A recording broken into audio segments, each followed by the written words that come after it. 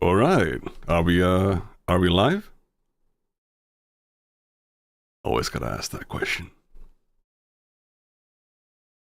Let me check a couple of things out and chat about this and that while we wait for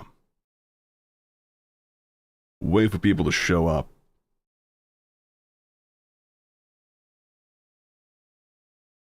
20 seconds late? Gasp. Well, that's a shame. Hello, Hazel. I saw DJ Souls in the pre-stream chat.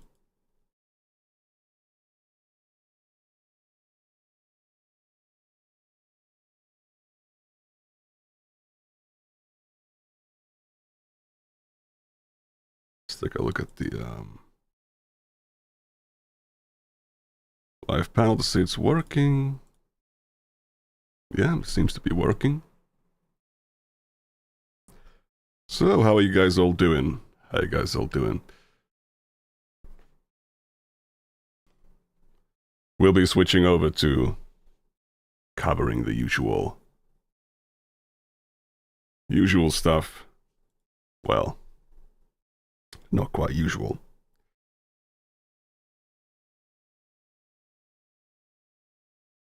You're still mildly offended about the Claire the Evil Within theme. Alright.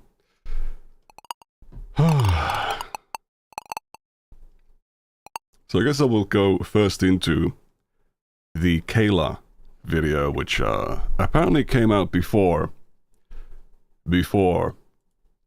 Gideon's response. You can see over here. So this is the girl that was on Gideon's Discord server, who was contacted by EDP after EDP was invited into the Discord by Gideon, and then she got in touch with she talked about Gideon or EDP contacting her on Gideon's Discord server, after which Gideon and the Skeet guy, I believe, started using her as a decoy to try to capture, well, not capture EDP, but to get apparently it's not even, they were not even planning a sting, just planning to get an interview.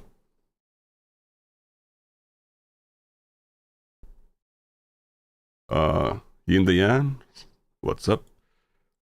By the way, my OPSEC obsessed ass has done some background checking, and you really should censor her last name. She's essentially doxed already, and that's dangerous, especially in public videos. Well, you know what's even more dangerous? Drawing attention to the fact that someone is really vulnerable to doxing. So, maybe don't do that. But, she has, you should plan a knock sting. No. Is my chat frozen? But, she's put her name out herself. It's not much I can, not much I can do.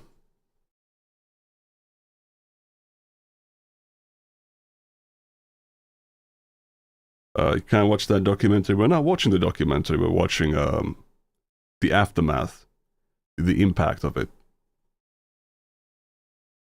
You know how this looks, right, Nux? I don't think Nux Taku's here, buddy. Did you mistype Nick as Nux?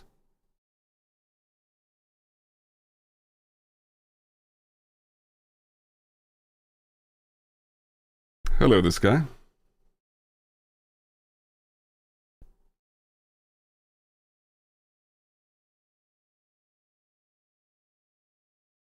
Yeah, I've seen the fucking documentary way too many times. He's doing the prime time meme? Okay. Don't know what that is. Hello, Phantom Thief Seeker. For a change, it seems that Chris Hansen reference. Okay.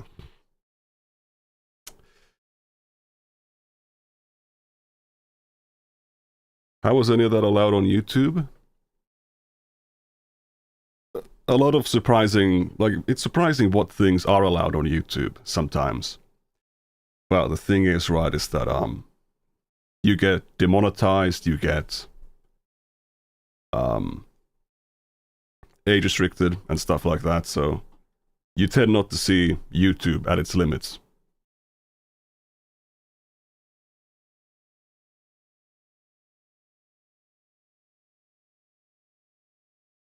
Okay, buddy, can we not insult the children here? But yeah, I guess we can get started. It's already 6 minutes over. Oh, you're editing out all the copyrighted songs from the coverage? I'm just gonna thank the content ID matches. I don't need to monetize my VODs. I have caught some people in 4K. So Hello let's see, everyone, it seems like I have caught some people in 4K. It's been a while, I know I haven't posted in a very long time, and with good reason. I'm about to get into all of it right now. I'm very nervous. I'm very nervous to make this video. I've been rage baiting people with this video. A lot of people are like, when are you gonna upload? You need to upload, you need to make a response now. What are you doing? And you're right, you are very much so correct. But I am also a full-time law and med student, so... How can you be a full-time law and med student? That's really weird. But you know, if that's true, then good for her. I try to focus on that right now. I love YouTube and I will always post on YouTube, but I did not pay thousands of dollars to go to school to not complete my school and to always be late on my assignments. And I'm also very stressed because of them. I stayed up late editing last night and I didn't like the video, so I'm just doing all of this now. I've been doing military breathing exercises because I have been Okay. having so much anxiety over this entire situation because it's gotten so messy and it's so big now.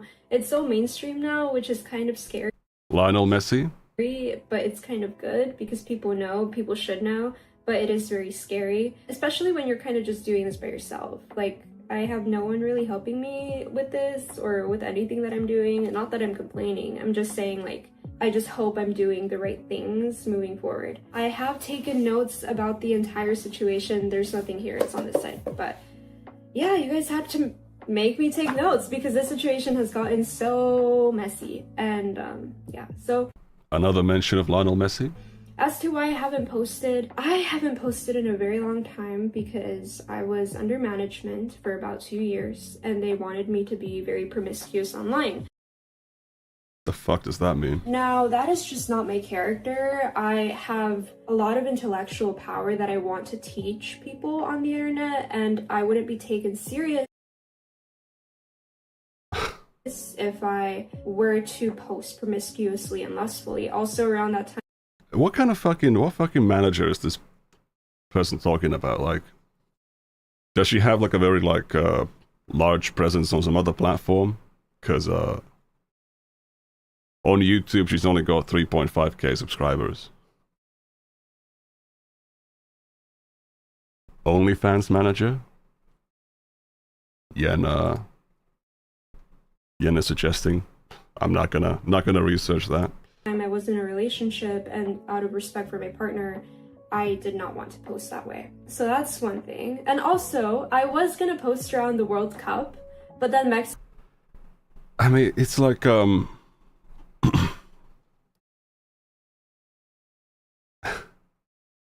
there's a lot of like, people who want to be like online influencers that they want to LARP. And they want to talk about like, ooh, I've got managers, I've got this, I've got that. In reality, they don't have anything. I mean, I was joking about the Lionel Messi thing, but now she's mentioning the World Cup. Mexico, that's one thing. And also, I was gonna post around the World Cup, but then Mexico lost, and like, I'm still saddened by it. I'm still saddened by Mexico losing the World Cup. As many of you know, I was in a documentary that my club made about EDP445. Where everybody... She's got a big Instagram, 30k. Okay, alright, okay, alright, alright. Hello, Elasticats, and hello, GucciBot. Saw this. 445 situation. And now this with a 15-year-old girl? Mm-hmm. He doesn't care that he keeps on committing crime. She does music stuff? Okay. I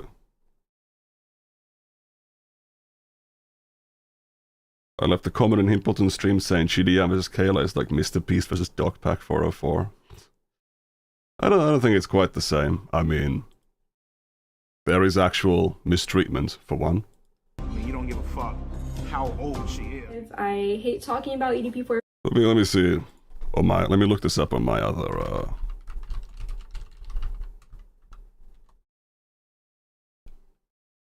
other thing.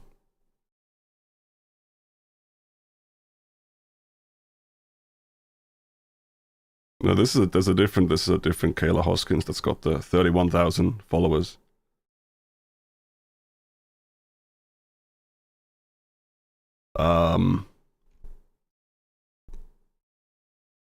Okay, there's a Twitter.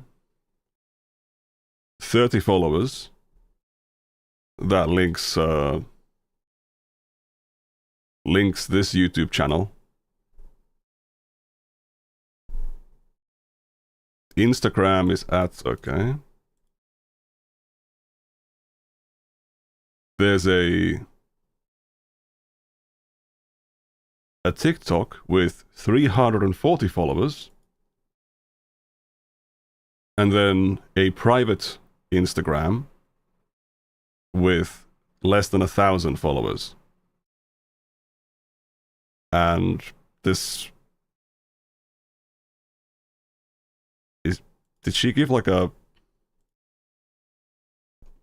no, I'm going into a different, I'm being suggested a different place. Hold on a second. Okay, so her actual Instagram, which is private, has slightly over 1,000 followers. So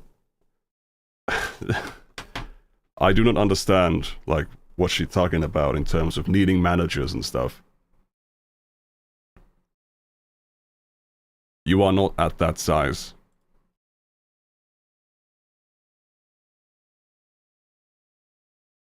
But yeah. You DM me the thread where you and Gideon's mod argue back and forth. Yeah, I could pull that up at some point. Well, let me just let's actually watch this video. I mean, you don't give a fuck how old she is. I hate talking about EDP445, like I just want to move on with my life. My experience with Mike Klum was great. I was a bit skeptical about him. I have a lot of trust issues within the entertainment industry because being a teenager in it got me taken advantage of a lot by many different people that are not even online, more so people behind the scenes. And so I was very skeptical. He did give me his word on a Zoom call saying that he wouldn't make me look bad, and he didn't make me look bad. I think he tried to stay very neutral. However, he left a lot of interesting things that I said out of the documentary. Don't know if it was for legality reasons, but yeah, that's what kind of made the documentary not as interesting to me. It was a bit boring in a way when it came down to the whole Gideon Skeeter drama. I think that should have been paid attention to a little bit more. But then again, Mike Klum was also rushed to make this documentary by many people. So you get what you wish for, you know? As for the Well, it's kind of a documentary about EDP, right? So fake police report allegations. So this was a while back. Bloodspeth had a stream with Gideon that Gideon deleted. Deleted for a reason, just gonna say that. And he alleged that, I mean, tweets VODs on Twitch are automatically deleted. It's not like you get what you wish for, you know? As for the fake police report allegations, so this was a while back. Bloodspeth had a stream with Gideon that Gideon deleted. Deleted for a reason, just gonna say that. And he alleged that I made a fake police report. Gideon did. And so then a little while ago, like a couple of days ago, Gideon hits me up. He's panic texting me like frantically like just spam texting me. And Let's he's take a look like, at the... then a little while ago, like a couple of days I think she means the YouTube VOD as well, right? Was there a YouTube VOD? ago, Jadion hits me up. He's panicked. Did Inside ever tell you to go to the police? Just want to be over all this stuff as well. I just want to make sure he did the right thing as well. What time do you want to talk tomorrow? Hey, just got in contact with the FBI using your case number. Gonna be getting a call back with the specialist on this case. Great. Oh. Texting me like frantically, like just Could you please now tell everyone that I didn't make a false report, like how you and your team claimed that case number is obviously real. Can you send me this without the blackout part? Inside is still online saying it's a fake case. Like, this bothers me. It's totally not cool. If you want to work together on this, I am not tolerating that. It's entirely disrespectful. Just so you know, Inside is not my manager. He claims to be. And then it should say it was fake too on stream. He just used to be my Discord mod. Can you hop on a call? Oops, did I end call? Yeah. No.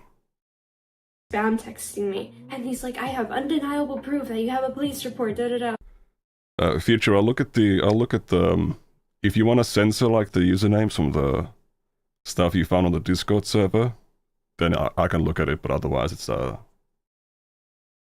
me actually put my, put my Discord into do not disturb mode.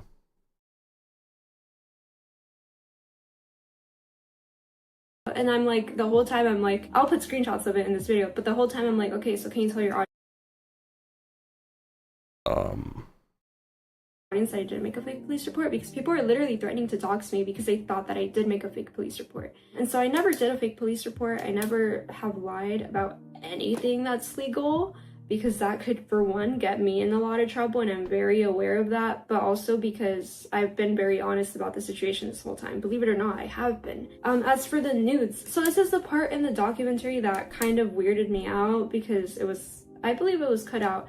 I recall saying that the idea of having my face like on a decoy's body, I recall saying that that idea was brought Probably best, I also would not pull up any Discord screenshots I sent you. Yeah.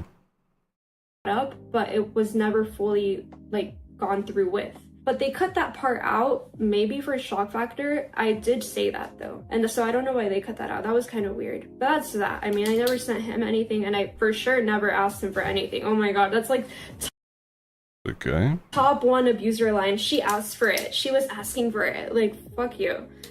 As for phone calls, I do have phone calls, and I'm sorry for fidgeting with this pen. It's because I have notes here. I don't want people to think I'm reading a script. I have just notes of everything that I'm gonna go over, because you bitches made me take notes, okay? I'm just so tired. I want this all to be over. This is so, this is very, I am suffering. With. You have phone calls sitting in the desktop right beside me. Honestly, I've just been lazy to download them, but if it really comes down to it, I will post them, you know? Like, if it really comes down to it, I will have to post them. Like, I can post them. And Jadion knows that. I have made him very aware of that. There was a lot of interesting things in the documentary that I also said that were not mentioned, but they were claims that I made, and you could see it like in a slideshow, in a way. And it was regarding Face Drug and the Illuminati. Those were the ones people were more concerned about. As for Face Drug, all I'm going to say about him, Jadion brought him to be a part of the sting operation because he lives in San Diego. And I think he realized, like, a while into it, what the situation really was. And I don't know if he wanted to continue to be a part of it or not, but I do know that at some point he kind of just was not involved in it at all. He might have catched on to what was really going on and chose to save himself from the mess. And I wish I could have done that, but I didn't. And yeah, so he was supposed to be involved. You know, Jadion wanted him to be involved, and he wasn't. But they were also going to make a video with him confronting EDP at the Sting with Face Drug. So that's that. As for the Illuminati, that is not something I want to talk about right now. I will talk about it in code, but this is... Okay. So yeah, so in the actual documentary itself, I saw a lot of people, and my initial reading was that my clan was making her look crazy by including like the claim about Gideon being affiliated with the Illuminati in like the list of her grievances. But apparently she does actually have some like very crazy and silly things to say. But I feel like the documentary could have been much more clear on the fact that like, hey, listen, it doesn't matter. Imagine talking about the Illuminati in the Big 26, yeah. It doesn't matter, you know, as long as she was a minor and Gideon is an adult, it doesn't matter what crazy stuff she has to say. Like, she's in that situation, she is being taken advantage of. This is the first and last time I probably will ever talk about it because simply, I don't want to die. I do kind of fear for my life. I don't want to be put in a predicament. Anyway, so with the Illuminati, after being behind the scenes, it makes a little more sense when you get the gist of what she means.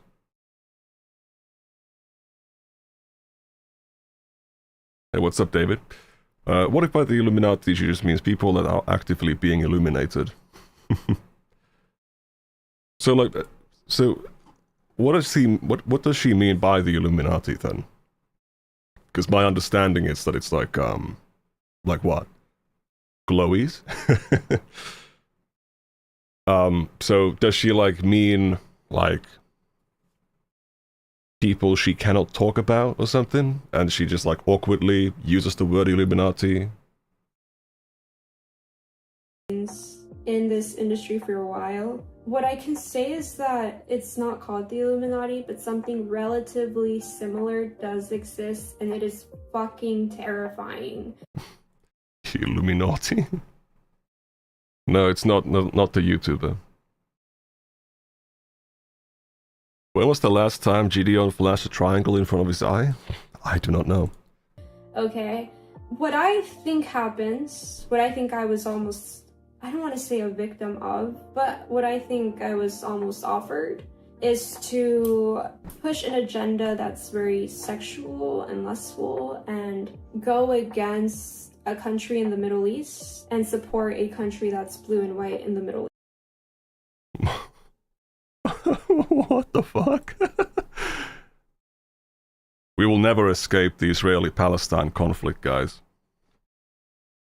Now, hold on, let's read that again, okay? Push an agenda. What I think I was almost, I don't want to say a victim of, but what I think I was almost offered is to push an agenda that's very sexual and lustful and go against a country in the Middle East and support a country that's blue and white in the Middle East.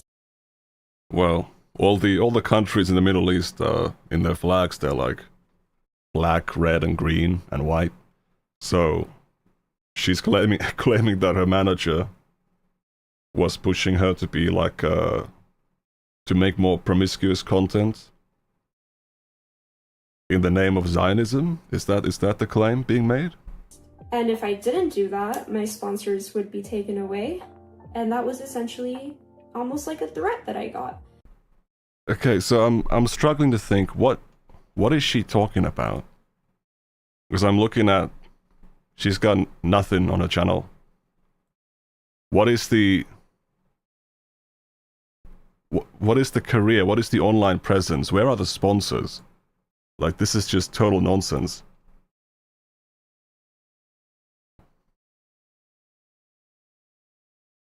Like, is this like some kind of fake it till you make it type deal? So I looked up the Instagram, and it's like, even that's got like above 1,000 followers, slightly above. So I do believe, Like, I've come across random girls on Tinder that have more followers on Instagram than she does. Oh, could she be on Spotify? Well, why is that not linked anywhere on her channel? Or like anywhere on her, stuff? that something similar to the Illuminati exists. And I do think that people such as Gideon, I don't know about Skeeter, maybe Skeeter, but mostly Gideon, Neon, people like that. I think that they are unfortunately far gone into something relatively similar to that. I don't want to get too much into it, but people that are smart will understand what I'm saying. As for the case update now, there is a case update. So the original detective that I had, apparently they switched her out, but the case still remains active. It has not been botched. It is still active after 3 years. I truly don't know what they're working on. I mean, it took... I'm so easily amused. I'm just laughing at fucking...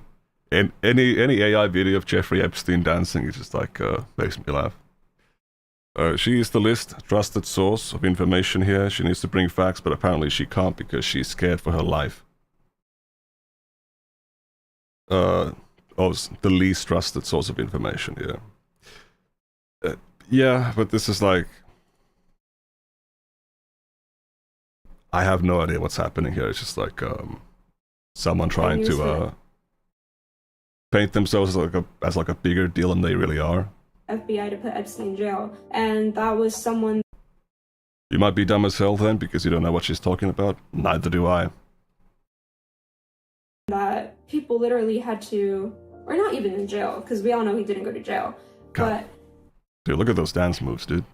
That was something people had to literally protest over. So just imagine what it will be like for me, you know? Fucking 20, 30 years for them to even fucking care about it. Because that's how fucked our justice system in America is. But the case is very much so active. There is a bunch of detectives working on it, a bunch of law enforcement involved with... Yeah, so Brandroid has checked 300 followers on TikTok. Okay, what about the Spotify, apparently? But people are saying she does music stuff. Like, based on what I've seen, she doesn't do anything. Maybe her channel, like, had a bunch of videos that she's deleted? Let's check the archive real quickly. And this time I'm doing this on a different browser so that we don't end up having a similar incident as in one of the previous streams. Well, to be clear, on my last stream when I thought that something flashed up, it was actually, yeah, so on the 1st of August, it's still just 3 videos and 2.7k subscribers.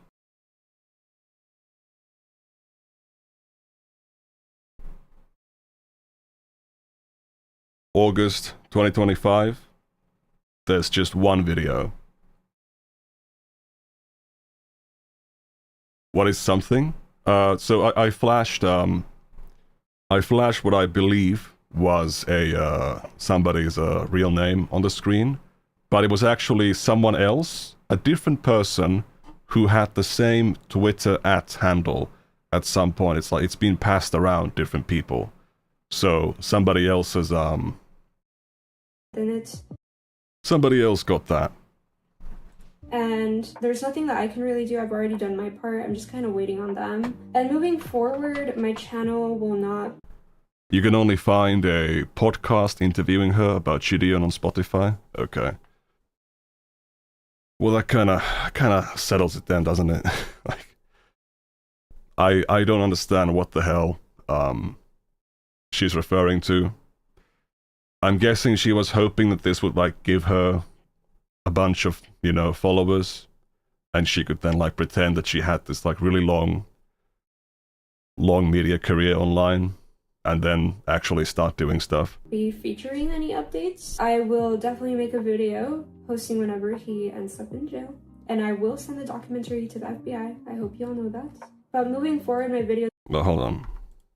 And I will send the documentary to the FBI. Make a video posting whenever he ends up in jail, and I will send the documentary to the FBI. I hope you all know that. But moving forward... I don't think the FBI wants your documentary. They want the raw, you know, information. My videos will be relatively more involved in, like, finance and, like, relations. This could have been coherent maybe if she had a script. Yeah. I don't know why she, what problem she had with, doing the script. But, okay. Let's see here,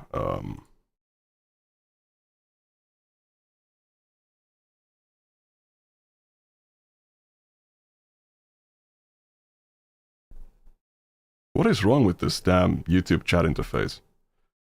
relationships. I don't agree with relationship coaches, your love coaches. I don't think they should exist, because if we're being very relatable right now, everyone has different needs and expectations out of a relationship. So a person should just kind of blatantly describe a relationship as stupid, or like the right way to do a relationship. That's stupid.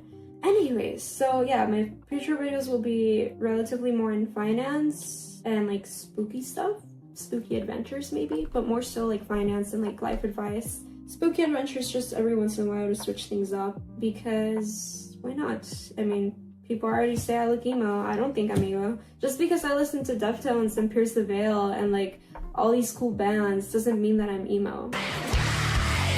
Okay, I'm not emo. This is insufferable. Okay, I'm sorry.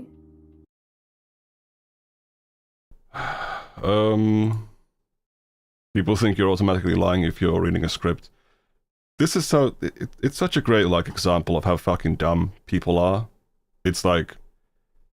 it doesn't matter whether or not, like... like this here, you see this right here? This is not a window into this person's, like, real self. It's a piece of media that she has published about herself on the internet. And I understand that you probably don't think that, don't think that way. But like, if she doesn't like the off-script version of what she said, then she can just,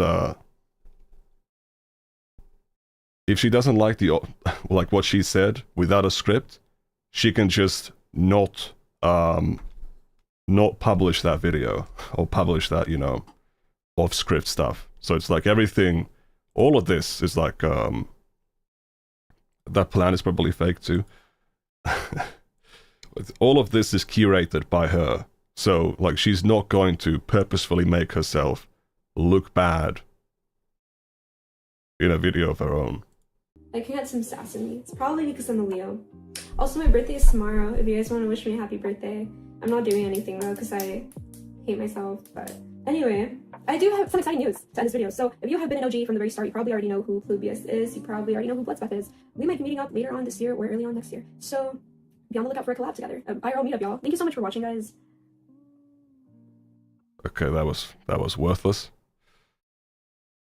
We could check out this coverage from Queen Theo to get see some other, maybe perhaps a bit of a recap, but also just a few days ago stuff. now, the EDP445 documentary came out. This is another huge documentary under the belt of Mike Klum, who also did one about Boogie just a few years ago. And in this documentary, I would say a large focus of it was directed at the two attempts. Did she just dox her birthday? Is she dumb? There's a lot of people out there who think like, oh, it doesn't matter if my birthday gets out there. There are certain states in the United States where if someone has your full name and your birth date, like your, you know, day, month, year, they can access your voter record and they can see your address through that. So, you know, if you're doing stuff online and you're celebrating your birthday publicly, maybe don't do that. To sting operations that were done on EDP445, which inevitably brought to light his desire to sleep with underage children. Now, the documentary is an hour and a half long, so yes. We need to identify someone's first name, last name, birth date, or first name, second name, last name. Yeah, pretty much. Pretty much. Yesterday, I made a video compiling all of the... Thanks for the strat, Nick. Yeah, and if you're worried about that, there's only a handful of states in the United States where they have that dumb system in place. Hello, Rex. important bits. It's about 30 minutes long if you want to take a look at that video. Yeah, that's true. There's a lot of people out there who think like, okay, I'll put a link. I need to fix Quinthea a little bit so it doesn't look so derpy, derpy on my screen. There's a lot of people who think like, ooh, I need to like make a bunch of like contradictory statements about my personal life for OPSEC, but it's like, no, that's just called lying to your audience. If you want to mislead people and make it more difficult to find your information, you know, if you go online by the handle, let's just use like, you know, Cooney64 from the chat as an example, let's say your main audience is on YouTube. However, what your main audience is not going to do is they're not going to find, you know, your username on SoundCloud. They're not going to find your username on Goodreads if you don't, you know, link them to your YouTube channel. And what you can do is you can make a profile under the name Cooney64 on various other random platforms, even like fucking what? Duolingo, and then fill those profiles up with a bunch of like junk data or junk information about what your real birthday, your age, your name, whatever, what that stuff is. And none of these things, like, the only people seeing these profiles here are going to be the people trying to hunt you down. Whereas your actual audience, they don't see that shit. Only a small percentage of them might see that. So,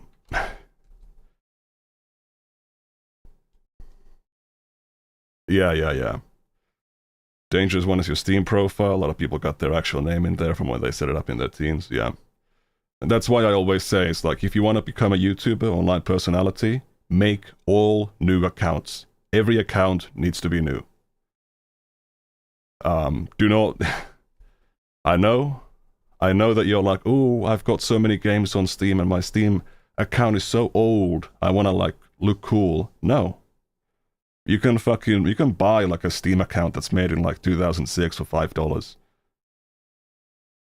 If you want that. Link up here, but It's still so old that Steam doesn't allow you to change your username. Yeah, it's, I mean, something that I think Steam should be cracking down on is these third-party websites that archive people's information. Or like archive people's profiles. It does allow you to. Only your public display name, but your private, like, username, that's always going to be the same. But we're focused today on one of those two sting operations. Because it brings... But the issue is that, like, it doesn't matter, you know, how much you can change your personal display name and your Steam bio. If there exists a third-party website that is gathering that information, archiving that information,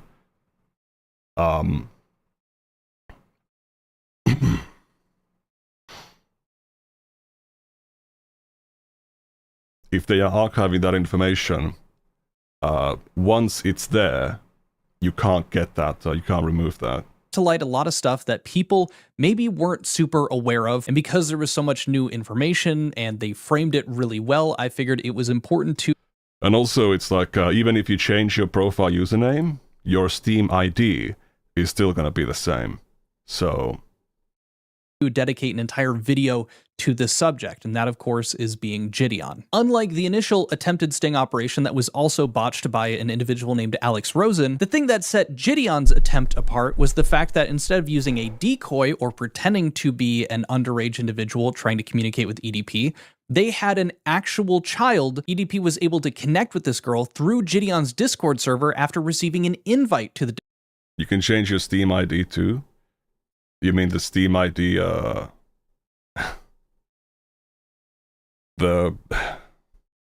Is that really possible? I did not know that. I mean, the Steam URL, you can change that. Your profile, Steam community profile URL, you can change that. But your Steam ID, like your user ID, I don't think that's something you can change.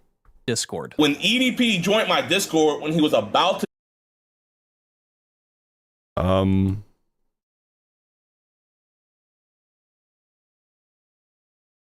Even normal users should kind of quarantine Steam, like don't link your Steam to your YouTube or Discord, especially if you're queer, because kiwi fobs and shit still can present danger. Yeah, like if you're like if you're underage on the internet, you should still be really careful about what you're like your information, because if you become targeted by like those like sextortion groups, you're kind of screwed. To do the interview with us, he didn't join. if they manage to find like your information. But he found a girl in my Discord, right?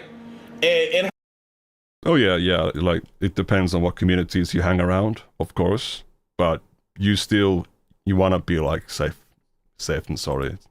her Discord, she has her Instagram. So EDP, being the Rizzler that he is, he slides into her DMs and he initiates contact with her. To get this started, though, I'm going to show you clips from the documentary that are relevant to what we're talking about. And to start off, I want to introduce you to Kayla. She's now 18, but at the time, she was 15 years old. My name is Kayla Hoskins, and in June 2023, I received an Instagram DM from EDP445, otherwise known as Bryant. I first replied to EDP because I always reply to anyone who messages me, and sooner rather than later, he started sending very That's a very bad thing to put out there. flirtatious messages. Just fucking away your innocence, showing you how a real man does it. A while later, Yeah, this is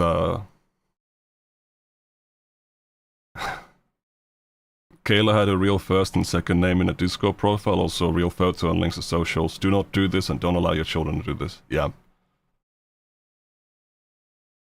Yeah, don't do that.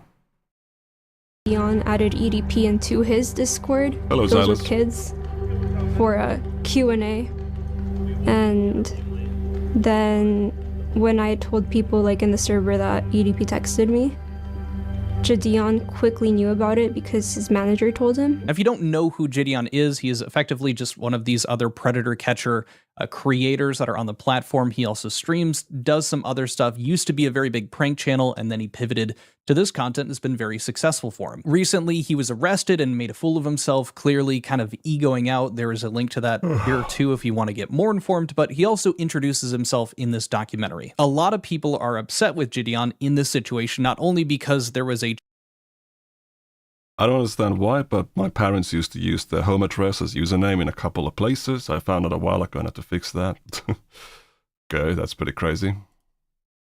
child who was effectively victimized by EDP445 and what they did, but the fact that they were cool with letting this happen and using her as the Yeah, this is very important to know. Do not use personal info on your usernames or your passwords because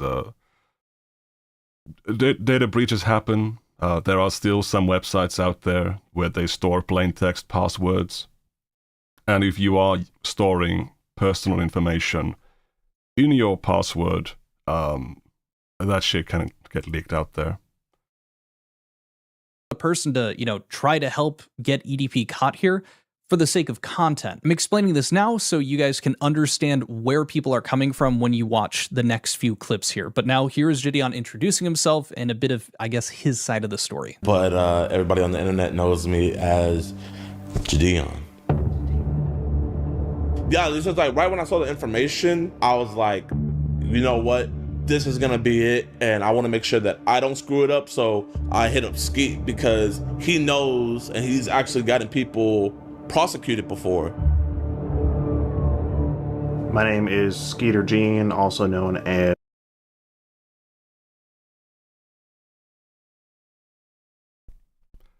I feel like common sense ain't common no more. I mean, it for people who are not familiar with that kind of world, it can be difficult to understand. Difficult to understand like how these things work. Always recommend to have two-way authentication, two-factor authentication, yeah. Yeah, this is also important. You shouldn't,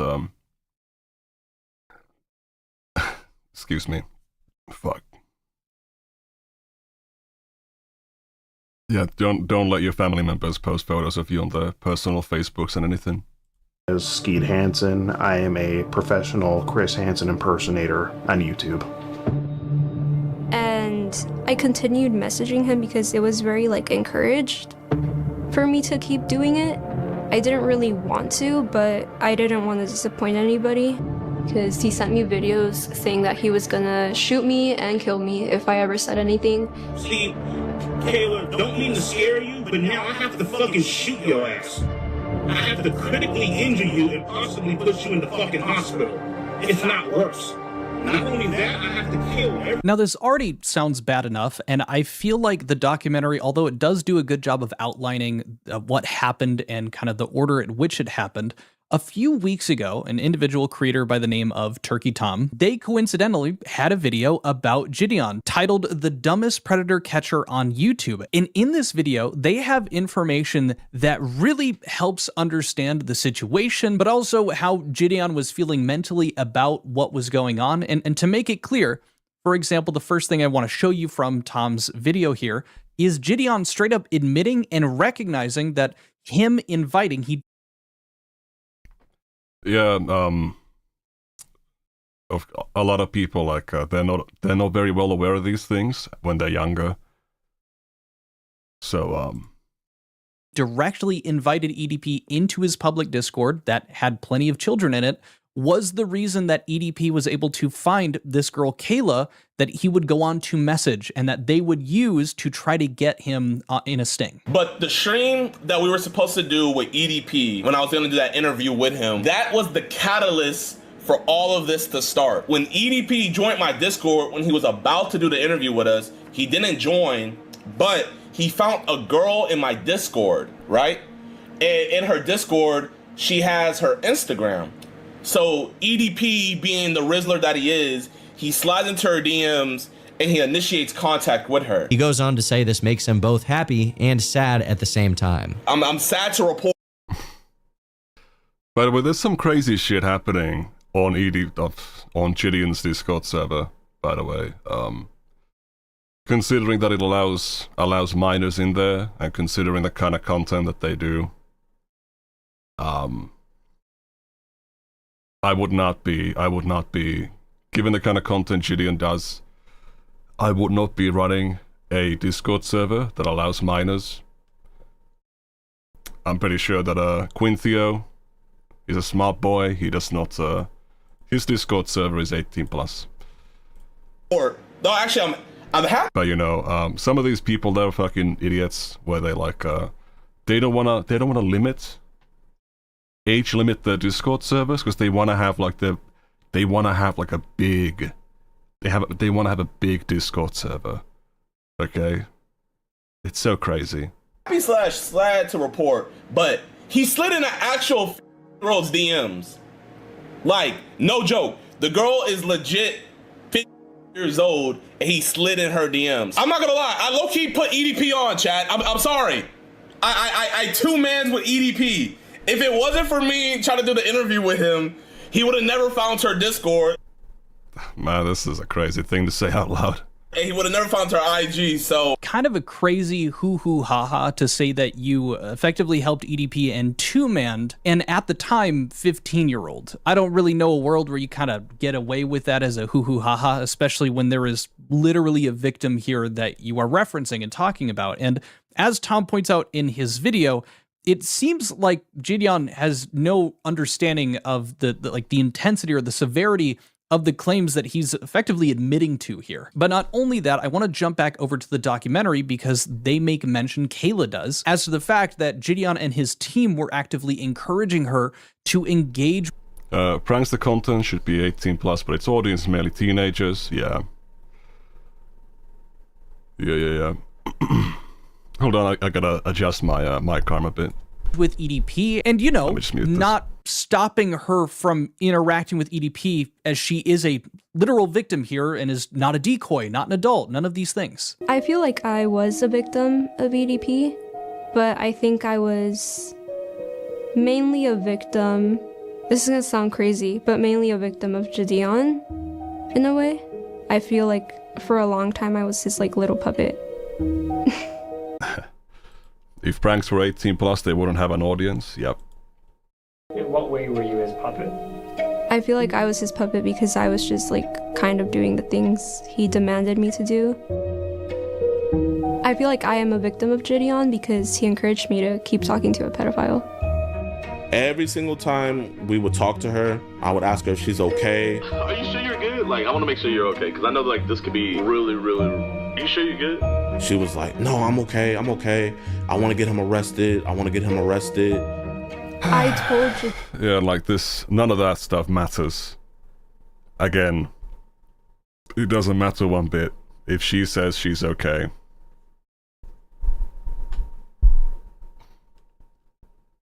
Hey, thank you, Vivi. VVGS for the 2.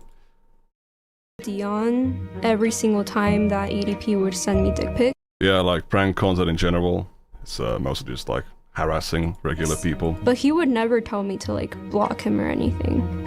I want you to block him on your phone, right? But we would tell her, if you're gonna keep on talking to him, don't talk sexual, and please don't send any explicit photos. Now, it may have been included in one of the earlier clips there, but Kayla claimed that Gideon knew very quickly about what was going on because his manager told him about it because she had reached out to him. Now, you also saw that there was a bit of pushback on Gideon, and Kayla had also made a claim that Gideon had never told her to block him, and we see the counter to that very clearly with some of the evidence that I'm assuming Gideon presented to counter that. And while the documentary doesn't include a rebuttal to Gideon's claim, the whole, you should block him on your phone. What does it say on your phone? It is suspicious and feels like it's taken out of context. Yeah, that's how I felt as well. Seeing that clip. Claims that they were, telling her, hey, don't do anything, explicit, don't do anything like that. We actually have verbatim from the moderator / potentially manager of Gideon, a full telling of what he told Kayla to do, how he told her to talk to EDP, and he said to lead him.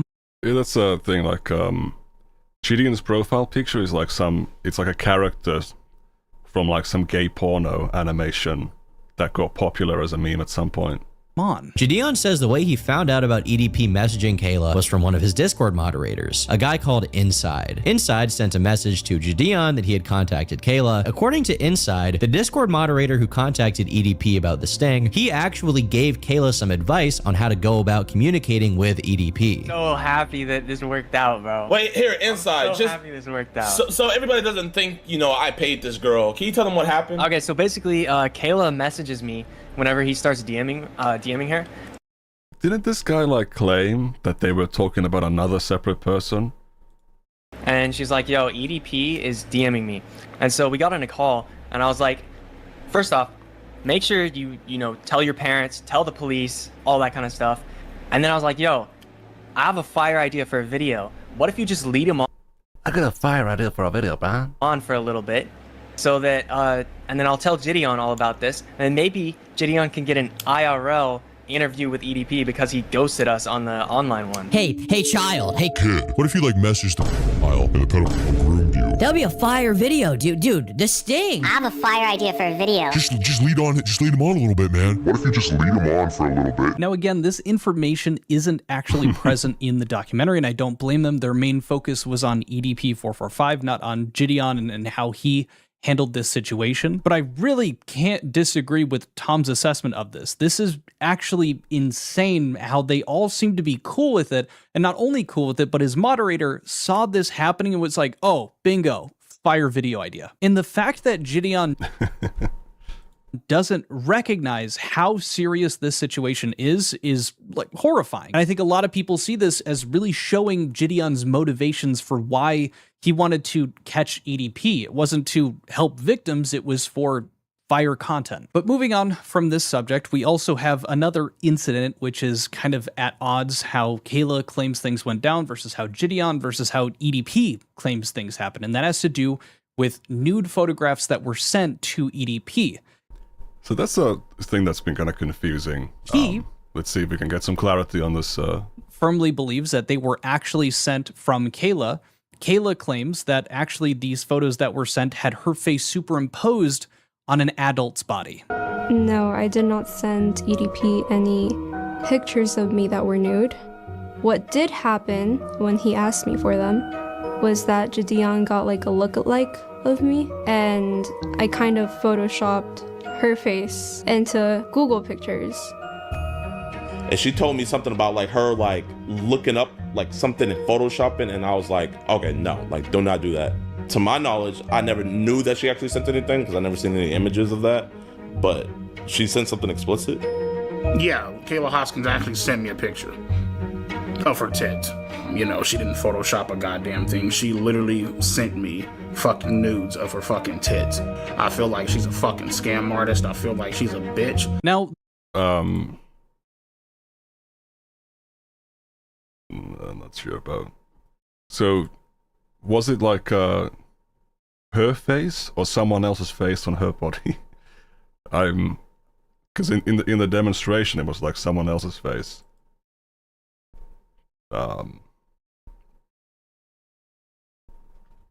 Would it be CSAM to Photoshop a child's face on like a naked adult body?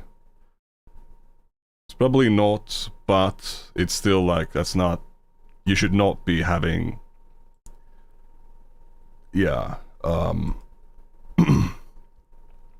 you should not be having kids doing that. this is where things get a little weird, and there is a bit of a distrust with Kayla as a reliable witness or a reliable narrator, I should say. Now, not only is there a discrepancy here of apparently her claiming that Gideon had sent her photos of a lookalike to her that she had imposed Oh yeah.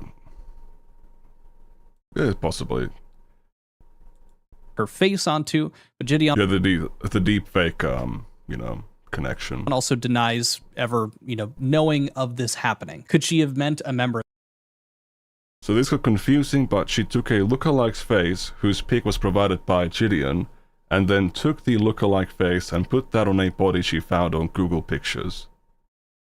Okay. The team, like the moderator that had first talked to her and said that she should lead on EDP, potentially, but that is just speculation. And EDP here is just claiming that it's for sure her, which, we don't know. And it wouldn't necessarily make sense based off of, the people's testimony here that she would have sent legitimate photos to him. But with this little degree of uncertainty, the first thing that I want to show you is her back in Turkey Tom's video. She had put out a video addressing everything and kind of coming out about the fact that she was involved with this before Gideon's video had ever come out, where she claims that they prevented her from going to the police, which directly contradicts what Gideon's moderator was saying, that he was telling her to go to the police, go to her parents, etc. Kayla claims that Gideon and Inside and whoever else was involved advised her against going to the police because they wanted their content to be better. They weren't allowing me to go to the police station 2 months prior because it would have ruined their content. Now, I have no evidence that this specific claim is true, and as a result, I'm not going to take this one and run with it. So obviously towards the tail end there, you heard that Tom was also like, can't confirm these claims specifically, and that's because Kayla doesn't really seem to have a story straight in regard to how this entire situation went down.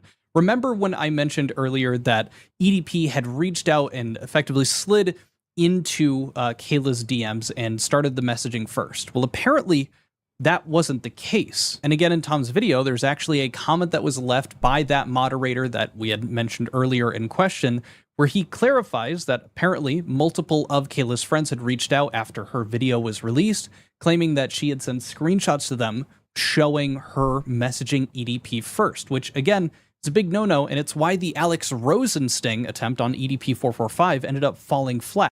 But does that really matter when it's a real minor? When it is a real minor this time? The person that you are trying to catch here has to be the person that reaches out and makes that first move. Gideon initially stated that EDP sought out Kayla in the first place. He slid in an actual DMs. She showed me the chat logs and he messaged her first, so. But according to this comment that Inside left, Kayla apparently sent messages.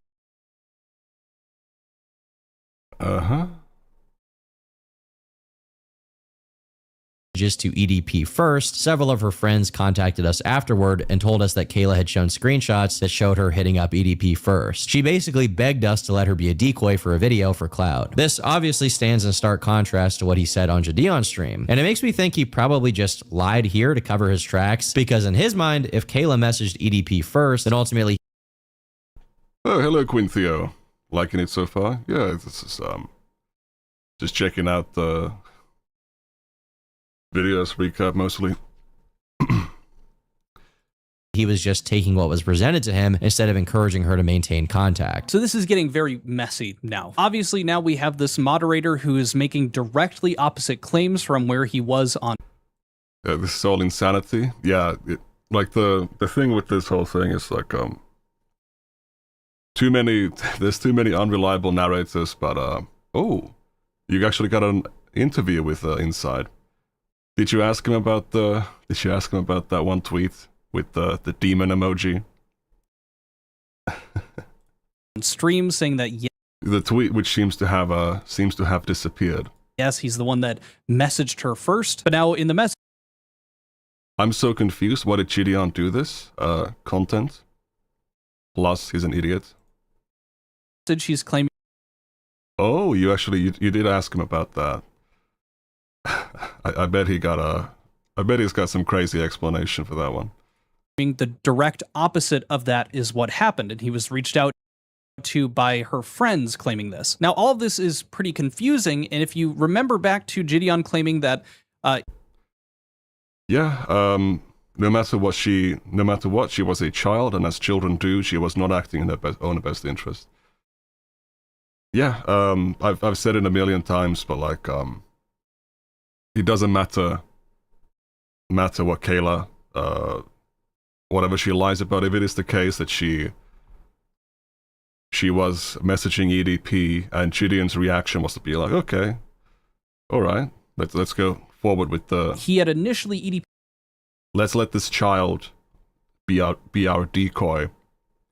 That's not good. He had found her Instagram through her Discord profile when he had joined onto Gideon's server. Except this doesn't necessarily add up with Kayla's testimony for how they first started messaging. Now, when they first introduced Kayla in this documentary, she.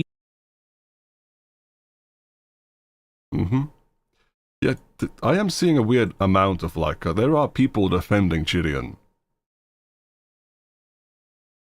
There are people defending like Gideon, but I mostly see that in like Twitter replies and stuff. Haven't seen much in terms of yeah, Gideon's fans are children, and you will not be surprised by what kinds of people you will find from Gideon's Discord server.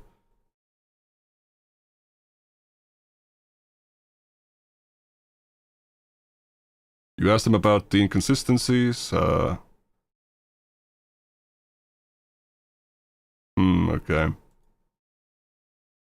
He starts with saying that she had received an Instagram DM from EDP. Except shortly after this in the documentary, she brings up that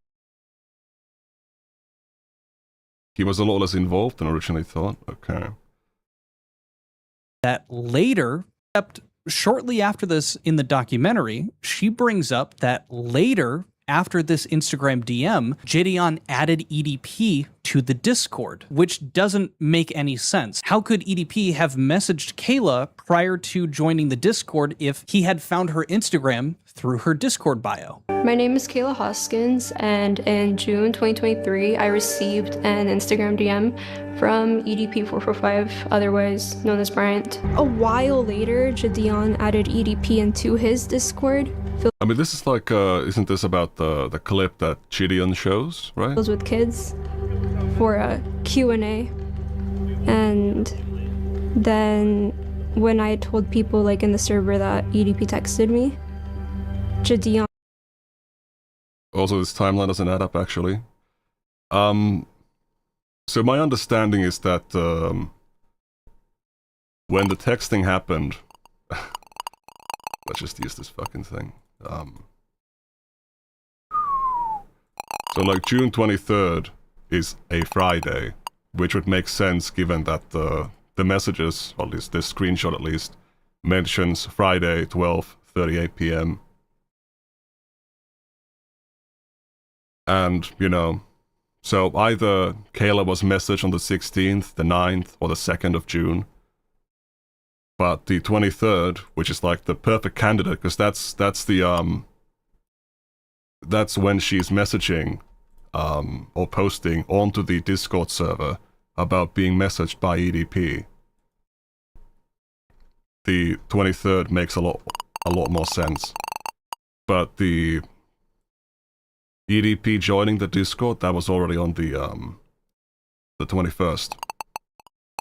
So, if she said in the documentary that EDP sent her a message and then later on EDP was invited to the Discord server, maybe that's just some kind of mistake. I have no idea. Let's go. John quickly knew about it because his manager, and then when I told people like in the server that EDP. Do I watch any martial arts movies? No. I mean, what's up, Bart's Need? He texted me.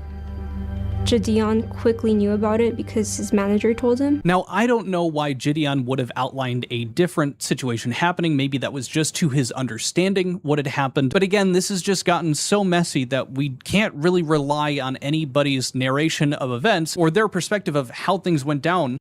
No, I think it was pointed out that, because, so Kayla did an interview in, let's see, in May of 2024. My name. I think in this, from what I remember of the coverage that Himpleton did, added for a. Okay, does the word Q&A show up here? And then. Because the full interview is on like the Mike Lum channel. On Discord. And then, like, a while later, Gideon added EDP into his Discord, filled with kids. Okay, so what happened before?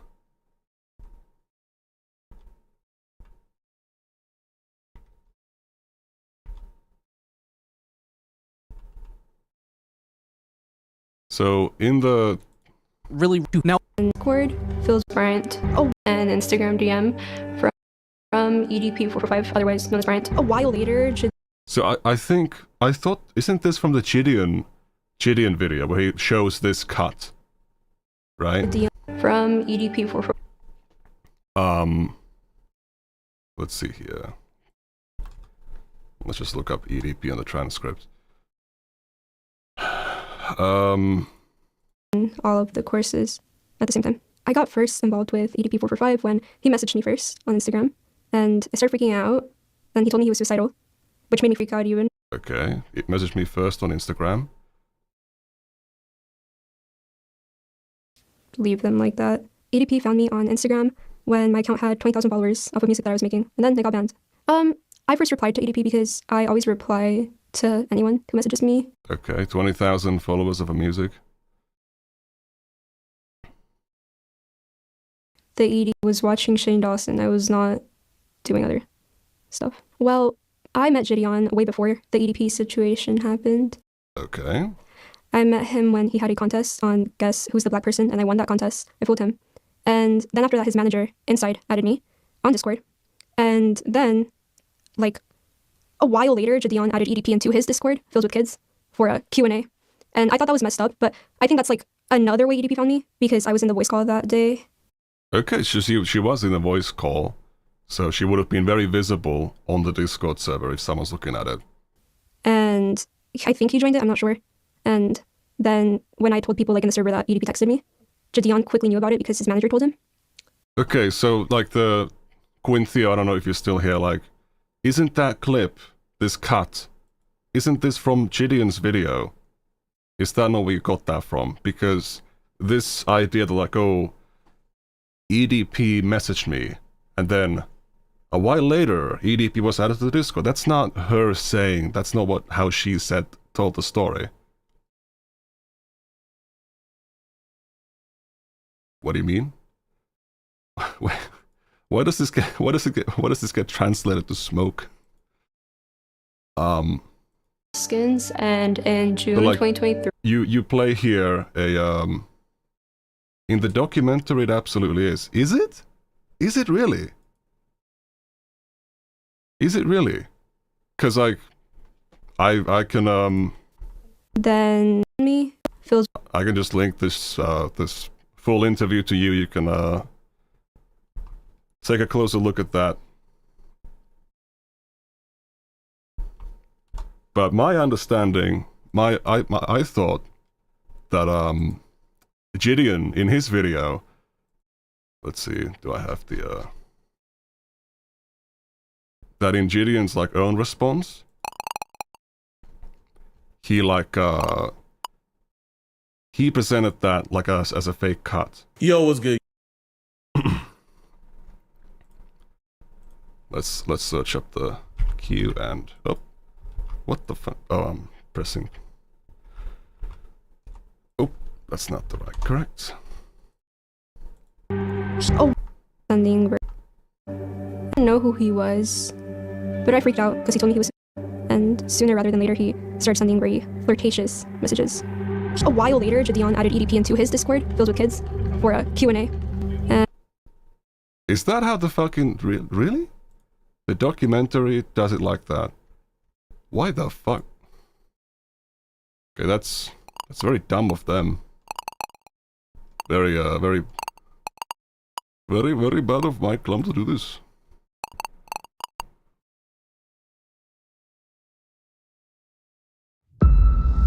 Let me just look up the queue and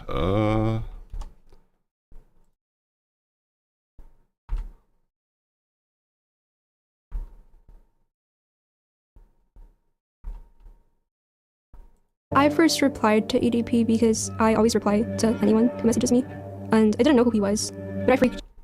What do you use for your timeline? Is it something custom made? Yeah, it's a vibe coded shitware. Out because he told me he was suicidal, and sooner rather than later, he started sending very flirtatious messages. Since the day you messaged me, I've been dreaming about sliding my cock deep inside that fresh pussy. Sliding my cock, okay? Showing listen. How a real man does it, pinning you against the bed and taking your virginity. A while later, Gideon added EDP into his Discord filled with kids for a Q&A, and okay, so this is like, yeah, this is fucking. Okay, so this is it is in the actual documentary. They just like yeah, totally different context. Very badly cut.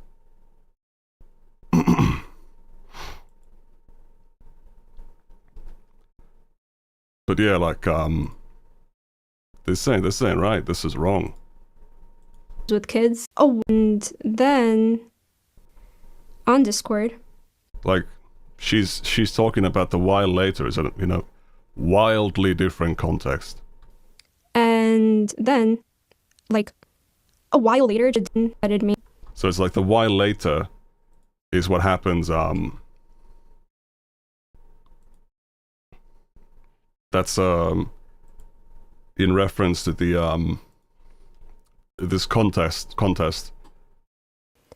And then after that, his manager inside added me on Discord. And then like a while later, Gideon added EDP into his Discord filled with kids for a Q&A. And I thought that was messed up, but I think that's like another way EDP found me because I was in the voice call that day and I think he joined it, I'm not sure. And then when I told people like in the server that EDP texted me, Gideon quickly knew about it because his manager told him. And from there, Gideon just started messaging me and he said that like he would take care of it, they would get like a decoy, never happened. And that there was like an investigation going on behind the scenes, never happened until my birthday, which sucked because I didn't even enjoy my birthday. And yeah, I didn't go to Gideon with... Mike could have edited it that way for narrative flow, but who knows? It makes it look like she's just like lying about like the timeline. Yeah, it is a Mike L. Whether it is Mike himself that made the edit or one of his editors, he's still the guy who's taking all the credit for this. But yeah, through so her Discord bot, private Discord. After this Instagram thing that she had received an Instagram DM, Kayla in this documentary, she starts with saying that she had received an Instagram DM from EDP. Except shortly after this in the documentary, she brings up that later after this Instagram DM, Gideon added EDP to the Discord, which doesn't make any sense. How could EDP have messaged Kayla prior to joining the Discord if he had found her Instagram through her Discord bio? Yeah, so like, the documentary makes it sound like Kayla's just lying about the timeline in the most obvious manner. And EDP, that fucking Gideon, uses this edit also to defend himself in this documentary. Before I had in his even response. out. Kayla herself in the documentary stated that she had already been messaging EDP before I had even ever added him in my own Discord. Yeah, so... so, well... things are messy and there's a lot of unreliable narrators. If Mike Klum hadn't made this available, this like full interview with Kayla, then there would be no way to like for us to know. It's not the edit. She says so pretty sure in the full interview. No. She says that she was added onto like she like joined Gideon's Discord and she was added by the moderator, and then a while later, that's the while later, EDP is invited on there, and then the texting happens.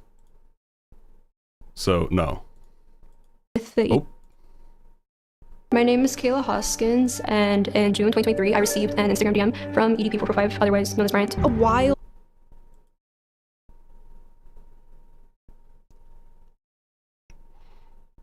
Okay, that's kind of bizarre. later, Gideon added EDP into his Discord, filled with kids, for a Q&A. And then when I told people like in the server that EDP texted me, Gideon quickly knew about it because his manager told him. Now, I don't know why Gideon would have outlined a different situation happening. Maybe that was just to his understanding. No, so yeah, the reality is that like joined server, added by a mod, EDP joins the server, then Kayla gets messaged. Yes. Indeed. Like, if you guys haven't seen this full interview, this is like in May of 2024 when she's still 16 years old, I believe. This is like what was used in the documentary. And the way it's cutting the documentary itself makes it look like Kayla's timeline is just like totally what had off. happened. But again,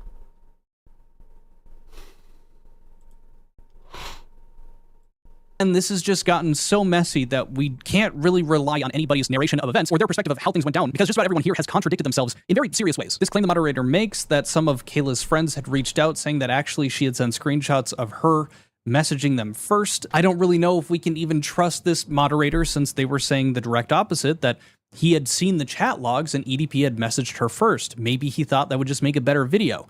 Don't really, again, know who to trust. And to culminate, towards the end of the documentary segment talking about Kayla, they show a list of different accusations that Kayla has made against Gideon, and it's interesting. So just to kind of run through them as they're shown on screen here, other claims made by Kayla. Gideon is a scam artist. Gideon...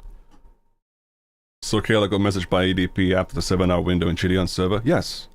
I mean, like, again, going back to the, back to our crazy little timeline here. Like,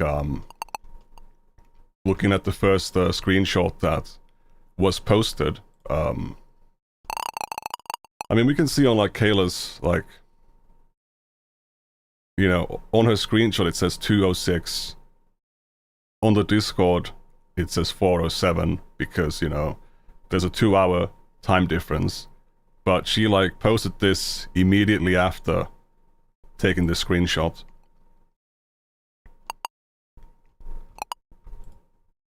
And she's saying here, you know, 5:07. If that's the real EDP account, he texted me. So, she's talking about this on the 23rd. When the 7-hour window where EDP was on the server happened on the 21st. And also, there's no date that we see here, but it says it's Friday. There's Friday, and, you know, this is a Friday, June 23rd. That's a Friday. So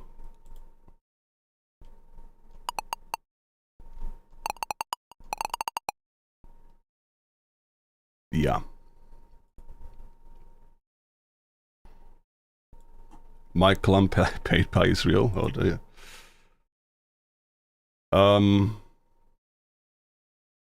Can you on-vibe code that sound effect? I don't know. Is being controlled by the Illuminati. Gideon is friends with multiple PDF files. EDP is under investigation by the Department of Justice. EDP has a computer full of CSAM. EDP owns illegal firearms. EDP has been victimizing another teen for over a year. Gideon lied to Kayla's mom about the use of a decoy. EDP is being investigated for drug crimes. EDP is currently victimizing another minor. Gideon's friends caused EDP's victims to lose their jobs. Gideon tried to silence Kayla for criticizing him.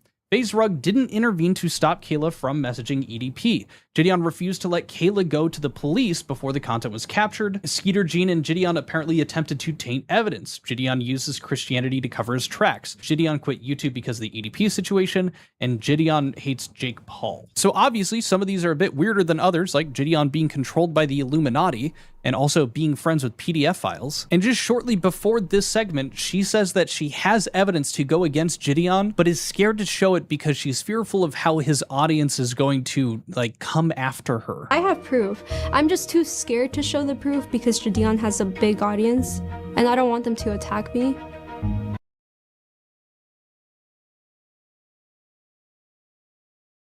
But I could show some of the proof. Oh, sorry, I was muted. I just wanted to say that it's also weird that her mom was open on, was okay with this stuff.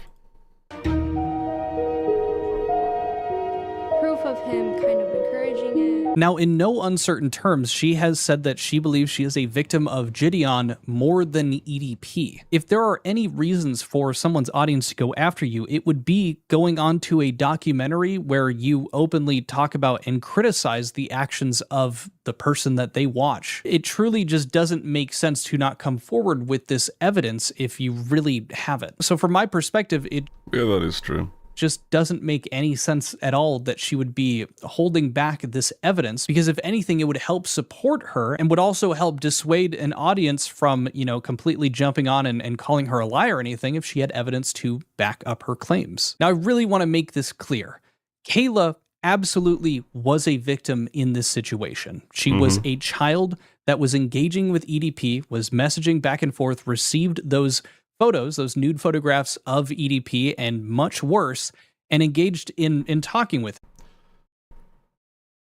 Yeah, that's also, you know, good thing to point out that in that in this interview that's played in the documentary, like, she is still underage at that point. He had attempted to groom her. She was also 15 years old at the time. And I want to make it clear that I'm not disputing this. She absolutely is a victim here. However, that doesn't mean that she hasn't been very disingenuous or has lied about things along the way, or has tried to, you know, stretch the truth in ways that are beneficial to her. As she admits in the documentary, she is a self-proclaimed opportunist. Am I an opportunist? Yes, I am. But I don't think there's anything wrong with that, as long as you're not harming anybody. And I don't think I was harming anybody. And especially when you're my age, if you're 16, people are going to think that you're young and dumb. So you kind of have to be an opportunist. You have to make your own opportunities. You cannot be waiting for them. But this entire situation was not that at all. Very curious to hear any of your guys' thoughts about Kayla, her timeline of events, and what. Yeah, sorry. Grown-ass adults are even afraid of getting attacked by a big creators audience. Yeah. I think this part is just a kid without media training. Yeah, it's what had happened. But to kind of bring a main point that I wanted to make to fruition here, I want to show you this clip that came from Skeeter Jean, which is this person that Gideon was working with in tandem to make this, you know, sting happen. And this is what he said in regard to being asked if there was anything that him and Gideon could have done better to have potentially had this whole ordeal result in EDP actually facing consequences like prison. I think there possibly maybe could have been different results in this case if me and Gideon did not confront EDP or take the situation into our hands at all. That's a hard maybe, though. And, that way, obviously, there's no content there, so it's like... It's so crazy that they said this. He closes out that thought with...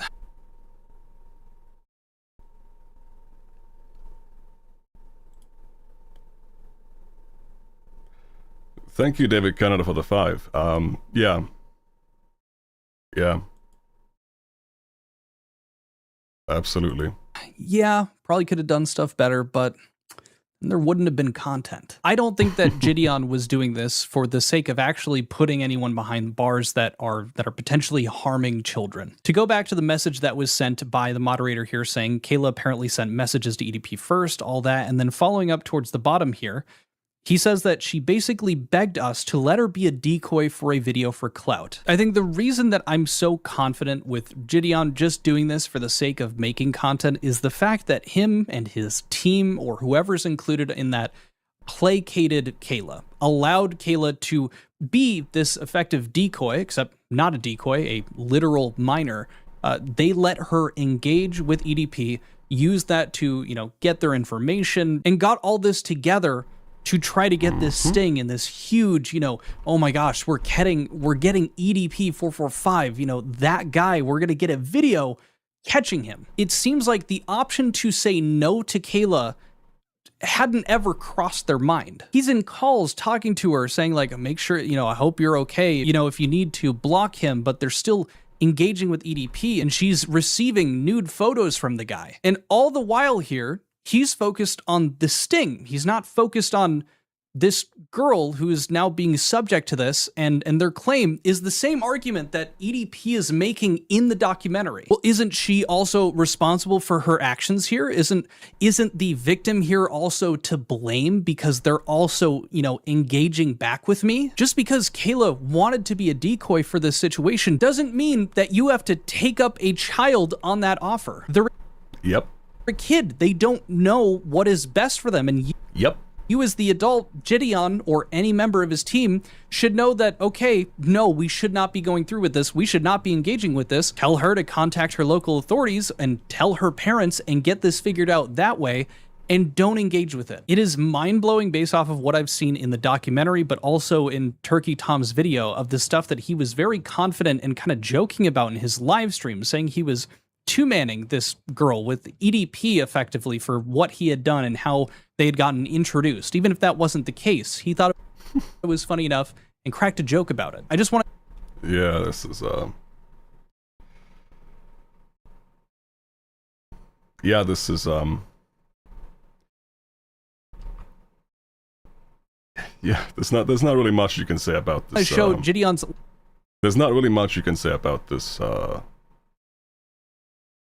other than, like, lack of seriousness in handling the situation at just about every step of it. But maybe I'm wrong. Maybe I just got heated because all of this, coming to me and seeing everything happening just perturbed me some type of way. But please let me know down in the comments what your thoughts are. If you'd like to stay up to date on news, drama, things like that, or just play video games and you're 18 years or older, come join the Discord. I'll put a link down in the pinned comment. And also, if you want to check out Turkey Tom's full video or the documentary, I will leave links to those in the description as well. Last note, if you'd prefer to just listen to these videos and... Alright, see, check out the, so here's let me just put in a link to Quinn Theo's video. Would appreciate if you guys go and, give him a like. Or subscribe if you want to, if you're interested in that kind of content. I myself am not subscribed, because this is my, my second account, not my main account. I am subscribed on my main account. Just give him a like anyway.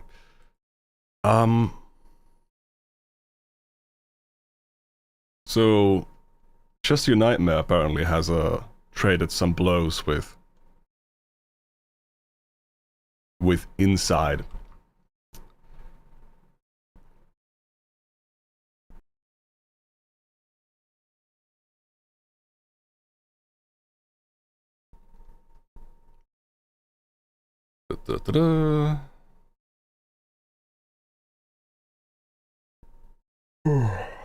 Brother Gideon had left an entire pedophile. left an entire pedophile. Imagine if you left half a pedophile into your Discord server.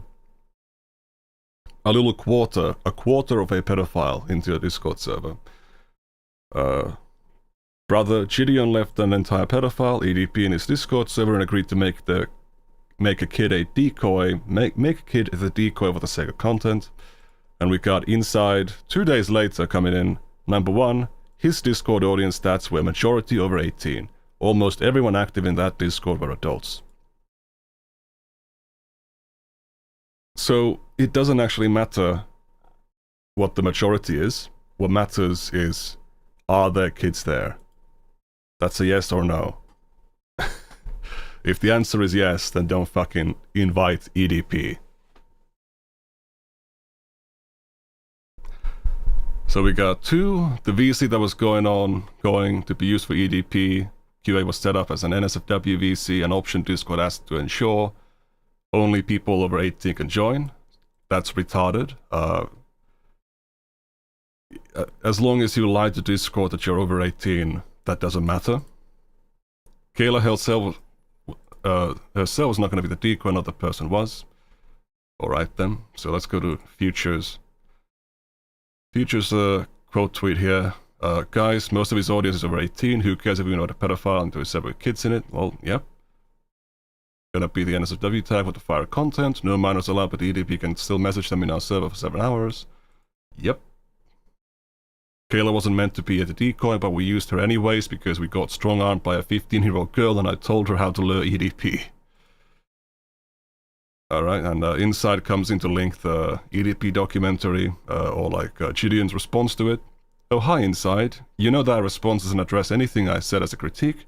Did you or did you not invite EDP, a well-known to a server that has and allows minors? Nope, I didn't. I don't even know if he ever was in the server at all. What the fuck?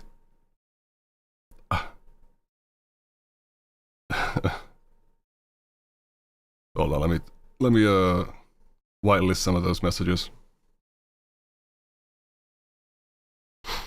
I don't even know if he was ever in the server at all. The plan, as far as I knew, was the interview was in a private call, and after the private call, they'd open a channel in the Discord where people could ask him questions.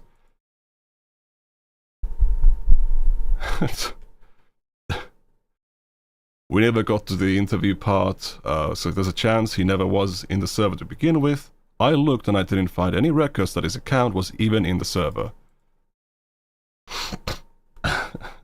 So first of all, why not just make a channel where people can ask questions and you might ask them from EDP?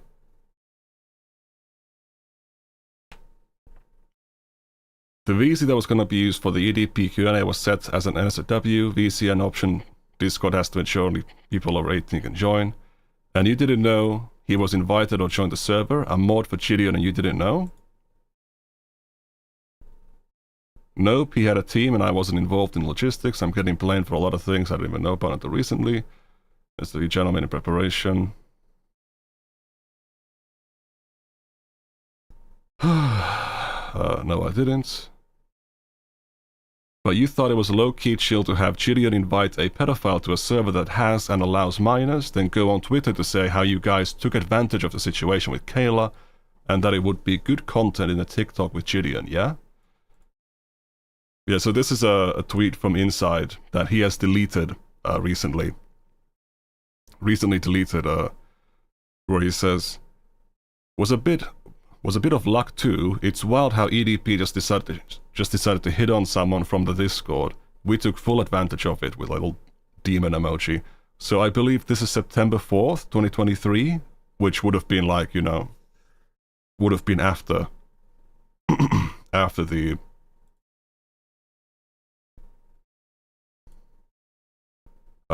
wait, he wasn't in logistics. He was involved enough for Kayla's ex-friends to allegedly reached out to him with proof she messaged him first.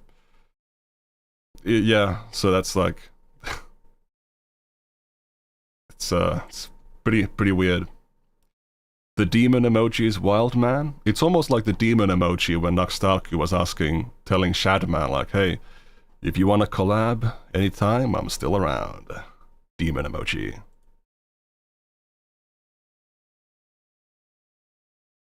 I feel like this guy is backtracking, considering in the Discord call with Gideon and the others, he was giving more details that it gave indication that he knew. It's in Tom's video. Yeah, we've seen that. Seen that earlier. You're reading into it too much. Gideon wanted EDP behind bars. Gideon had the advantage of access to a lot of evidence that could have locked EDP up. That's what that is being referred to. I relate to Gideon, that's someone in the server. I relate to Gideon that someone in his Discord server told me that EDP matches them and connected Gideon to the victim. After that I had zero involvement. Uh-huh. What is this video? Let's see.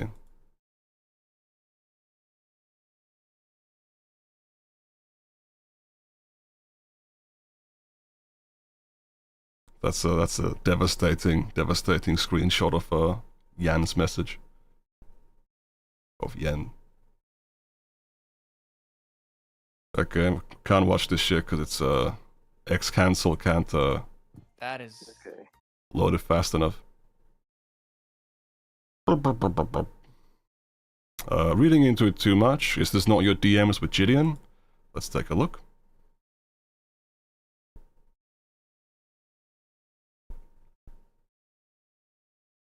Reply to Carrie's comment. How do you get caught by Gideon?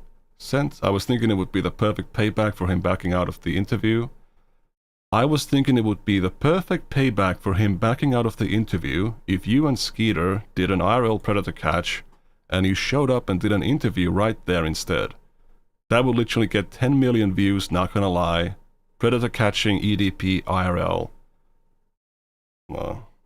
Is this the fire content idea? And EDP approached her first, likely saw her in your server and saw her profile photo or something and messaged her, connected Instagram account. That's what we think. Reading too much into it sounds like gaslighting. Yeah.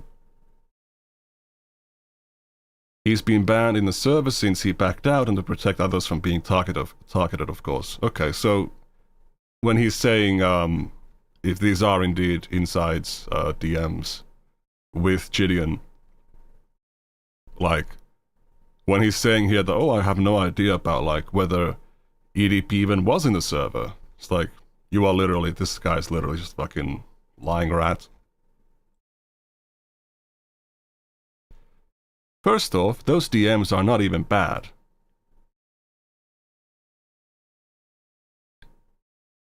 Okay, so are they real or are they not, you fucking dingus? Secondly, that's an Android. I use an iPhone. Okay, so that's a denial that they are that they are fake. Third, that's not my TikTok username.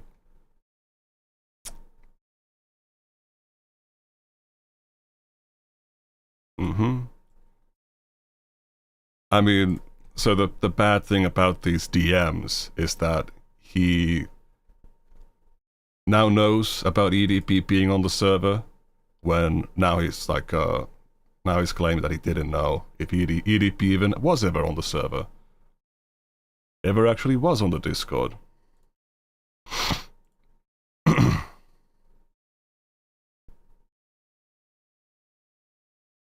Like I said, the primary goal was to get EDP arrested. Of course, it would have got a lot of views, but that wasn't the priority.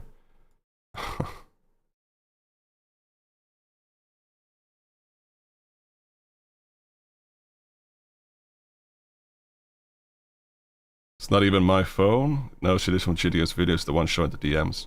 So, which of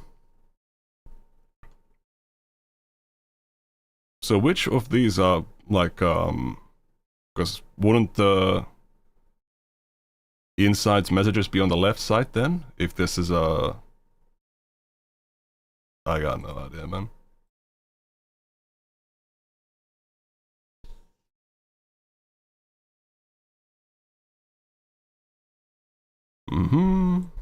Oh.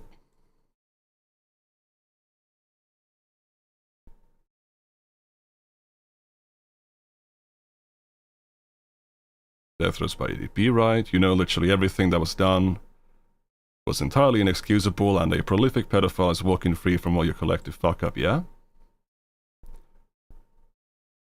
EDP didn't message her from the server. Oh. EDP was banned from the server on June 21st, but the messages with Kayla started 3 days after he'd been unbanned. That's not how that fucking... So, which fucking story is it gonna be? Fucking dingus. That... Which is it gonna be? Is it gonna be that Kayla was messaging EDP before EDP was in the Discord server, which is what Gideon is claiming in his video. Now this guy is claiming that EDP was banned from the server before the messages happened. But it's like, it doesn't fucking matter, because he was in there. According to Kayla, she was in the voice call, and EDP probably saw her profile there. And during that 7-hour period when he had access to the server, you know, he may have added like Kayla, or like followed her on Instagram, and then messaged her on the 23rd. Exactly as Future is pointing out here.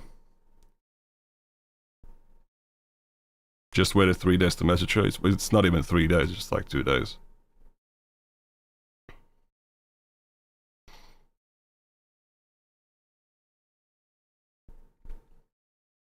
Yes, indeed. So let's take a look at this other video by Quintheo. I believe it goes even further into things. Yep, DJ Souls, that's correct. I don't know why people are saying that Quintheo took Inside's word at face value. The only thing that Quintheo took at face value was the documentary where they said, or like where it's edited in a manner where it sounds like Kayla was DMing EDP before EDP was added to the Discord server, and Quintheo made the mistake of assuming that the documentary was not cut up in a manner which takes Kayla completely out of context. Update in regards to Gideon being effectively exposed in part due to the EDP445. And as always, yeah, like there's no version of this story where Gideon looks good, unless they can produce evidence that like Kayla was actually an adult the entire time, or that Gideon believed that Kayla was an adult pretending to be a child. No other scenario makes sense, and it's too late, too late for that to put out that version of the story. Documentary, where in this documentary they went in depth covering the failed sting operation that don't give him ideas, lol. It's too late for him to pull that card now.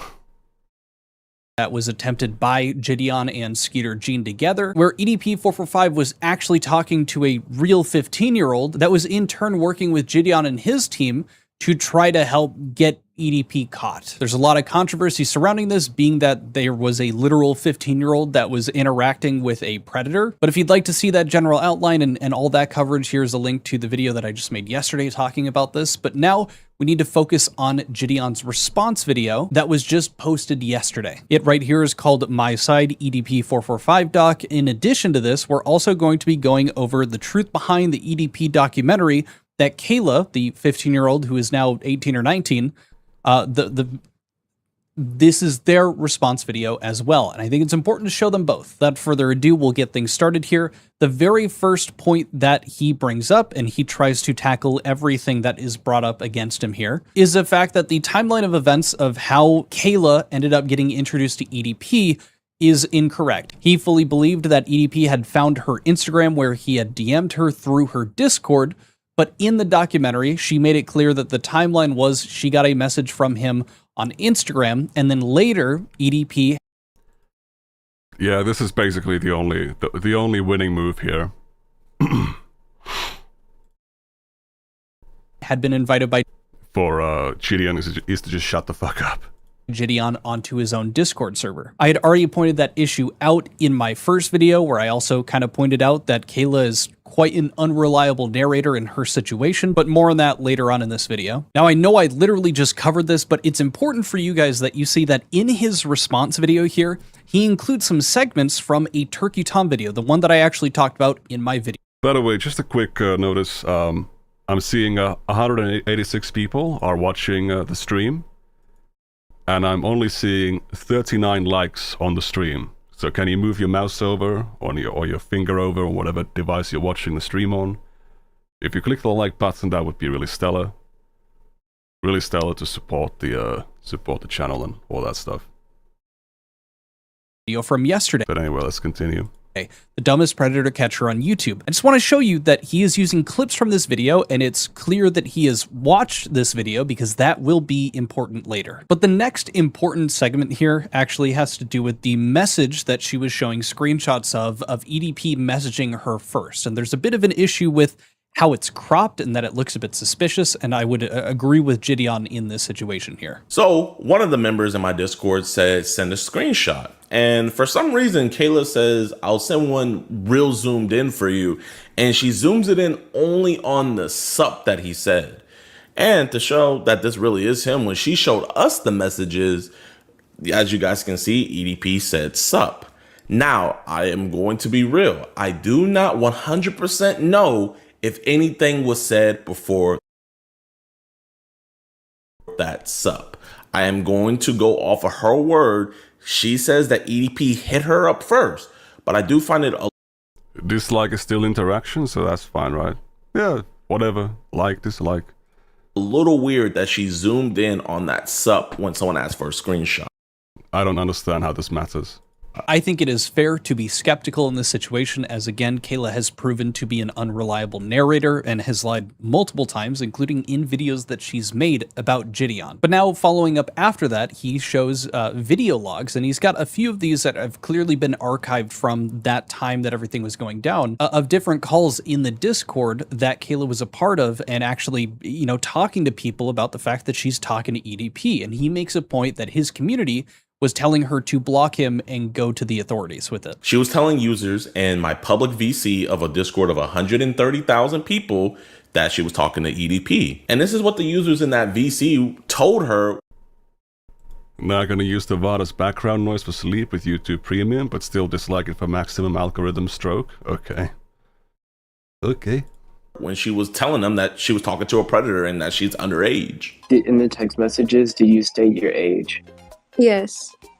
Okay, like, good. clearly and multiple times? Yeah.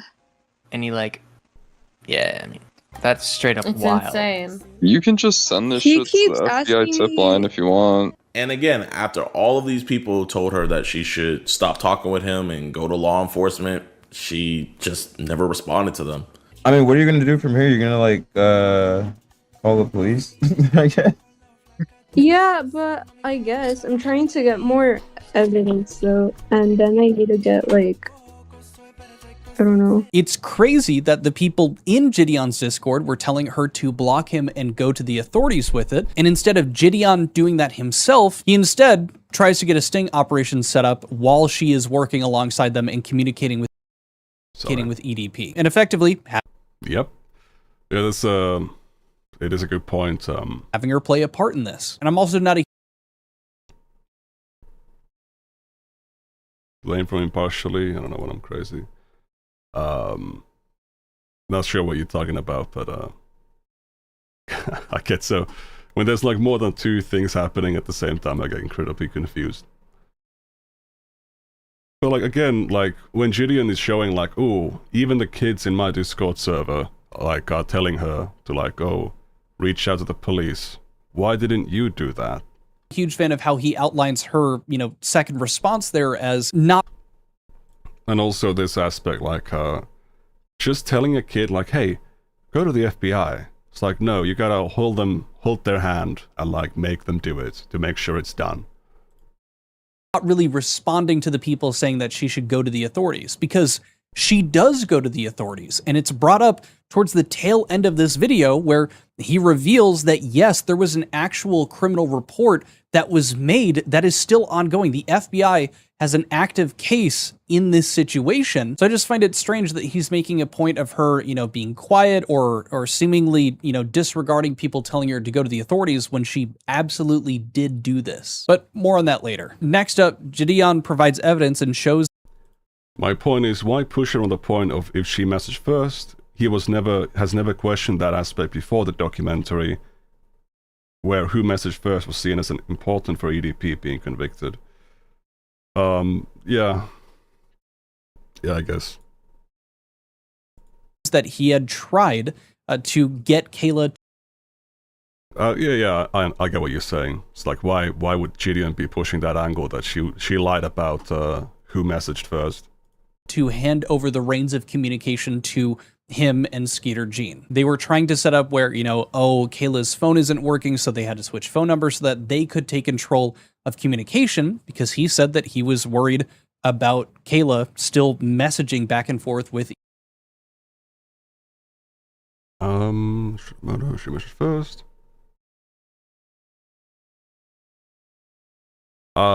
So apparently if you're doing like a decoy with a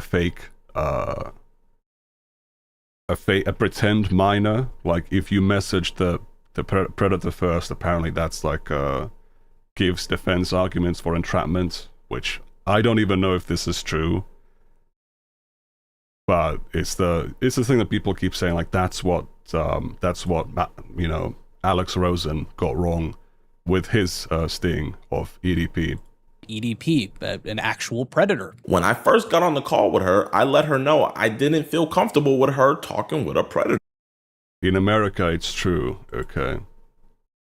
With her being underage. I still don't have like actual confirmation of that from Chris Hansen, I think, said in the documentary that was the case, but I don't see him as an authority on the law. So I came up with some clever ideas to where we could switch off and I could take over communication and she wouldn't have to. Here's one of those examples that I gave her. Maybe we could say something like, hey, my parents switched providers and I couldn't get my number, so this is my new one. The lawyer said it could be used in court? Okay. Well, just because it could be used, is it gonna win? Is that gonna be a winning defense if the predator is knows from the beginning that they're interacting with a minor and they're sending the minor nudes and shit? And then it'd be a number that we could text through. And granted, in that call, she did agree that was a good idea, but she never gave over the communication to me nor Skeeter. Now, I really don't know why she never really wanted to give us over either the information. Oh. So, what, you mean the content of the documentary? For us to continue talking to him, or even just saying that her number was messed up, so we. If you're talking about the overall content of the documentary, then yeah, that's. Talk to him on a different. Should be pretty obvious. Number. So the concept here is fantastic. Moving communication from Kayla over to them. Awesome, sweet. That didn't happen. Now. Yeah, and as Quinthia is about to say here, just because you had that stellar idea, if you didn't actually carry it through, then it doesn't matter. Apparently, Kayla says, and again, I'll show it later here with her response, that they never gave her that new phone number. The lawyer in the documentary is looking at the message logs and claimed they can be used for a conviction. It's very interesting, why hasn't he been prosecuted then? It's very confusing. Hey, Kirby Yosh, thank you for the membership. That she could share to EDP so that they could switch off this random communication. It becomes a he said, she said, and I don't really trust either of them. But to even just be generous. Entrapment typically only covers law enforcement actions as well.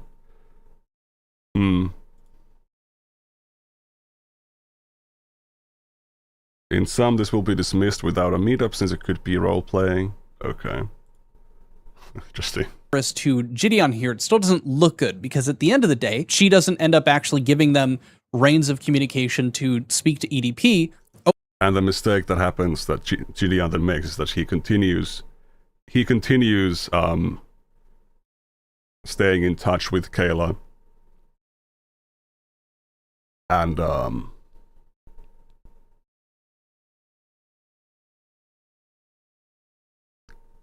doesn't go to the authorities or anything. Okay, if the person that is the victim in this situation, a literal child, is refusing to cooperate to hand this over to you as a content creator, as a literal YouTuber, then I think most reasonable, logical people would look at that and go, okay. Entrapment doesn't just cover law enforcement actions? Okay. If there was some kind of like some lawyer analysis on this, would be interesting to see that. Hey, it's not my thing anymore. This isn't content anymore. This needs to go to the authorities. I don't understand why Gideon thinks that. Yep, this is that's true from Quinthia. That this means that, okay, it's just going to be a bit more difficult to get this video. And this is the point that I made from my video yesterday. If what mattered the most here was the safety of, Kayla at the time being a minor, a 15-year-old, then this would have just been okay, we are going to give this information to the police and let them handle this. As you know, it is literally their job to handle situations like this. But I'm going to rant more on that later when it's pertinent to what's being brought up in his side of things here. Following up after this, he shows some of Kayla's messages in the Discord where her intentions are made quite clear. Did Legal Eagle make a video on this? Okay, let me see. I mean, you would definitely assume that he would be pouncing on this. John Oliver's trademark, Afro Man. No, we got nothing.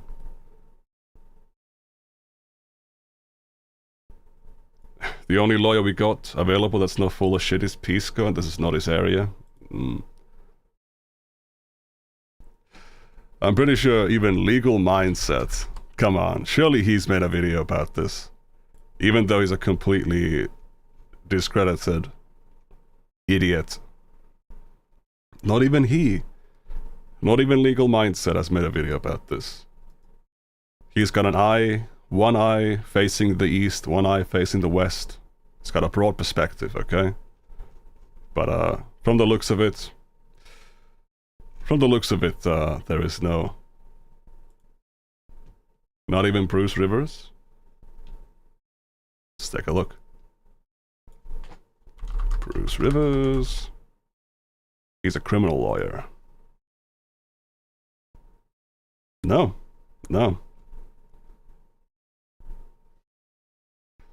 Legal dick sucker only cares about lolly VTubers. Yeah.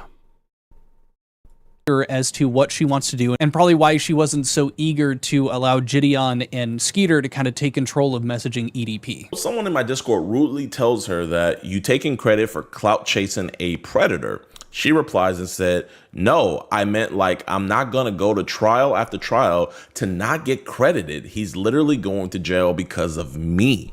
I'm saving these streets. Stop. Also, she responded to somebody who rudely told her that all she wanted was clout. And she said, if another YouTuber is going to make clout off of my situation, so am I. TF, that's wrong to take full credit off of something. You're just too young to realize it. Don't get me wrong. I think it's important to show some of the intentions or motivations for why Kayla was behaving the way that she was and why she wasn't perfectly, interacting with and working along.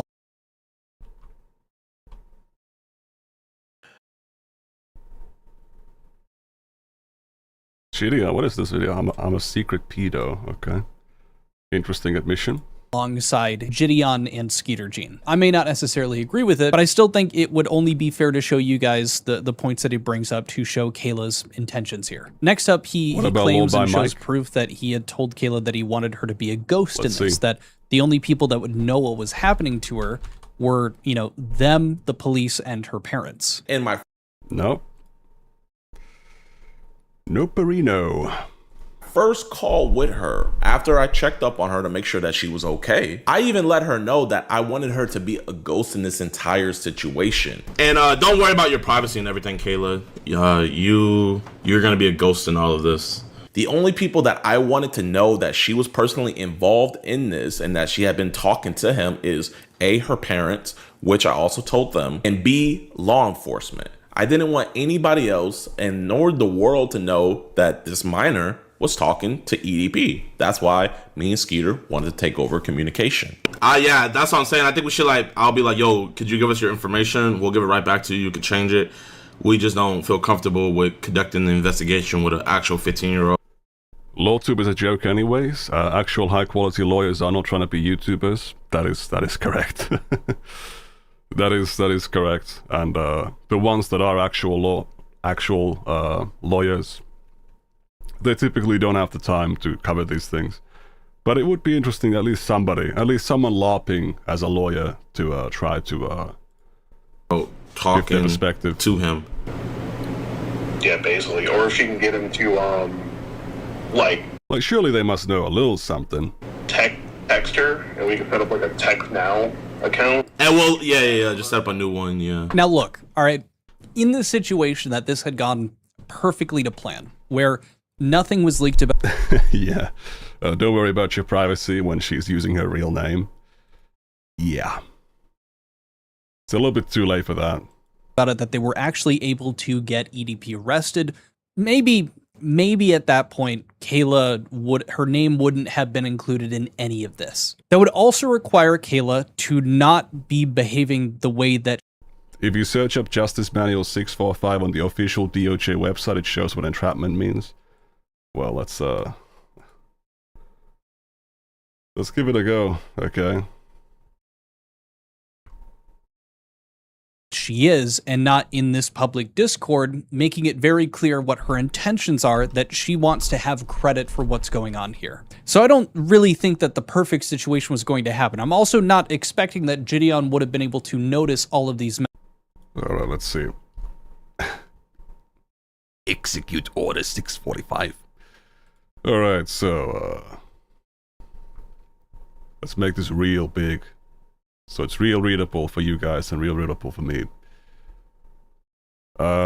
645 entrapment elements. Entrapment is a complete defense to a criminal charge on the theory that government agents may not originate a criminal design, implant in an innocent person's mind the disposition to commit a criminal act, and then induce commission of the crime so that the government may prosecute. From Jacobson v. United States. 503 US 5. A valid entrapment offense has two related elements: government inducement of the crime, and 2, the defendant's lack of predisposition to engage in the criminal conduct.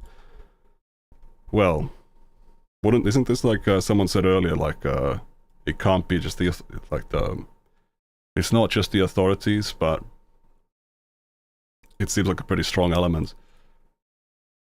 Of the two elements, predisposition is by far the more important, okay, so. Hello, Dark Room. Nicandra is now my favorite LawTuber, okay. Inducement is the threshold issue in the entrapment offense. Mere solicitation to commit a crime is not inducement. Soros for United States.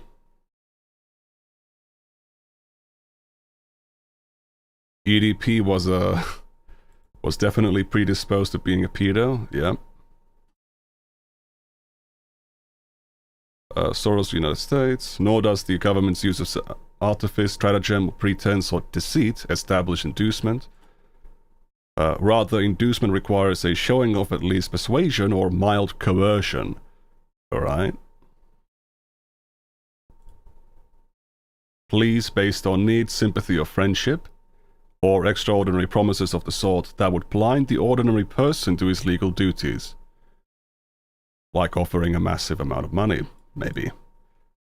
Inducement shown only if government's behavior was such that a law-abiding citizen's will to obey the law could have been overborne. Okay. My mic is making a weird vibration sound when I speak. It's probably coming from the fan in the background. I can turn it off, I guess. Let me see. Can you hear that now?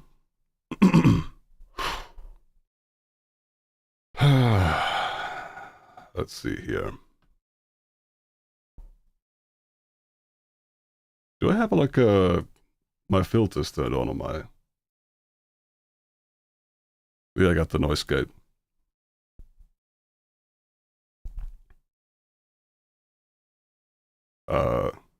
Shouldn't bait someone too much to commit a crime. I mean, so the thing is, like, if they wouldn't have done it otherwise, or likely would not have done it otherwise, then it's counted as a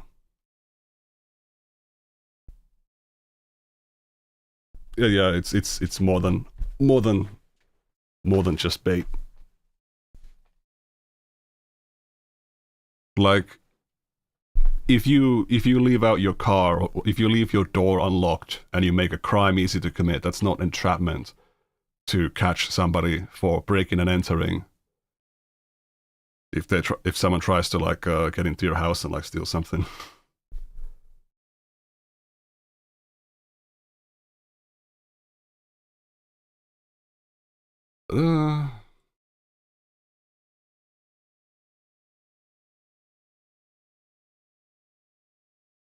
Inducement shown if government created a substantial risk that an offense would be committed by a person other than the one ready to commit. Even if inducement has been shown, a finding of predisposition is fatal to an entrapment offense. The predisposition inquiry focuses upon whether the defendant was an unwary innocent or instead an unwary criminal who readily availed himself of the opportunity to perpetrate the crime.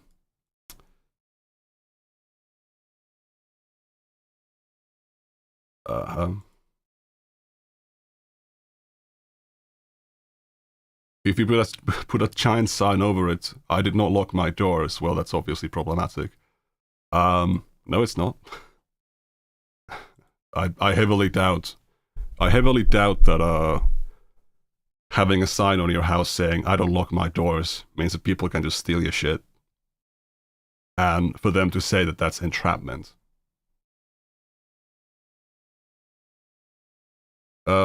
Predisposition may exist even in the absence of prior criminal involvement. The ready commission of the criminal act, such as where the defendant promptly accepts an undercover agent's offer of an opportunity to buy or sell drugs, may itself establish predisposition. Okay.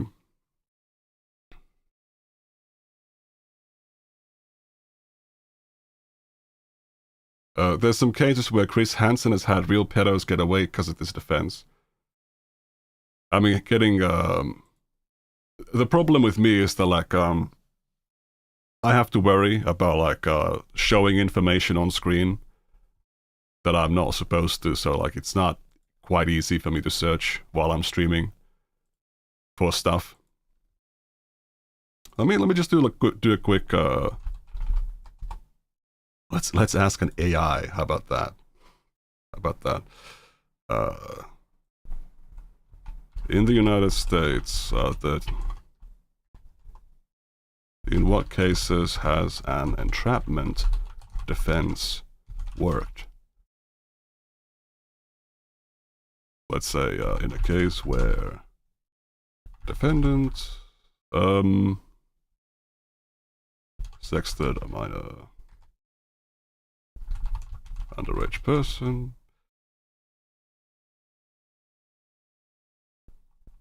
Let's put in explain with sources.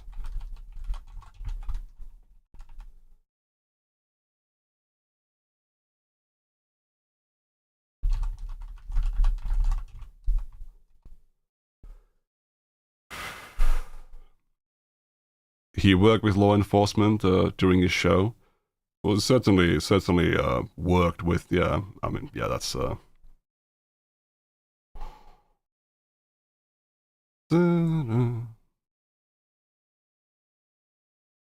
in the United States criminal justice system, so again, this is coming from Google Gemini. The entrapment defense in cases involving online solicitation, sexting, or transmitting explicit images to an undercover officer posing as a minor is notoriously difficult to prove, but it has succeeded under specific circumstances. Okay.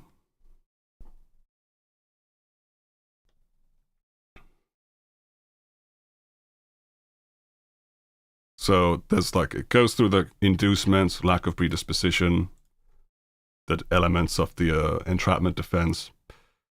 Key takeaway, providing an opportunity to commit a crime, for example, by setting up a chat profile posing as a teenager, is lawful. Entrapment occurs only when government agents implant a criminal intent into an otherwise innocent mind. So there's a landmark precedent, Jacobson v. United States. The seminal U.S. Supreme Court case regarding law enforcement stings involving minors and illegal explicit materials is Jacobson versus United States, 503 U.S. 540, 1992. So Keith Jacobson ordered a lawful adult magazine in 1984, shortly after Congress passed laws prohibiting child pornography. Over the next 2.5 years, federal undercover agents targeted Jacobson using 5 different fictitious organizations and undercover pen pals, repeatedly sending him solicitations, surveys emphasizing freedom of choice, and invitations to order explicit materials depicting minors. Eventually, Jacobson ordered a magazine and was arrested. Okay, is this accurate? Is this an accurate portrayal of this case? Jacobson versus United States.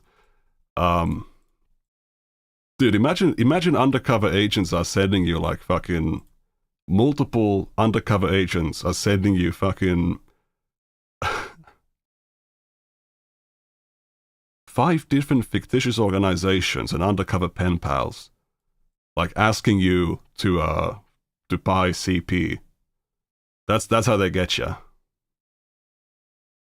Let me get the Wikipedia out here. Hold on a second, because this is gonna. Let me just set this up so that it's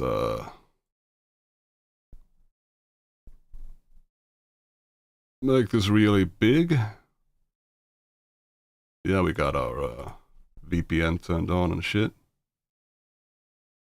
There we go. Surely that's big enough for you guys to see, right?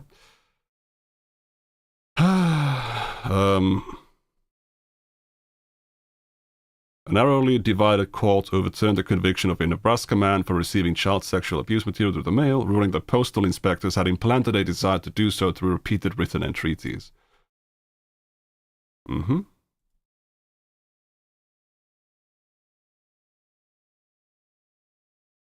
Until the 1970s, there were no federal laws specifically addressing the production distribution. What the fuck?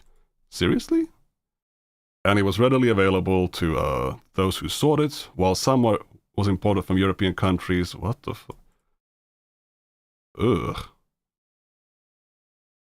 Is that really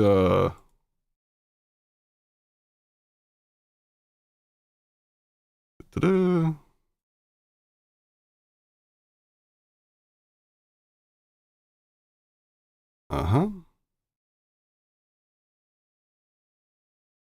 Wow. Only after 1984 was it illegal to buy CSAM. Guys, the 80s. They don't talk about that when they talk about 80s nostalgia, okay? You got your lasers, you got your laser sharks and mech arms and fucking whatever. Legal child pornography.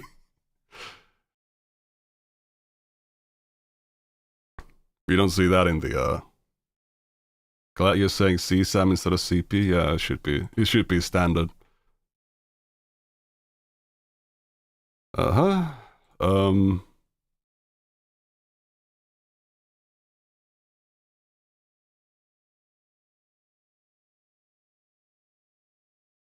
Anyway, inspectors, USPS, Project Looking Glass. Ta-da, ta-da, ta-da, ta-da.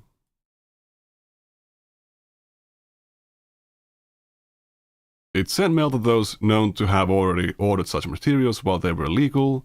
Among them were Keith Jacobson, a bachelor, 56-year-old U.S. Army retiree turned farmer, living with his elderly parents in Newman Grove, Nebraska. Okay, bro is just who would later describe himself as bisexual. Okay.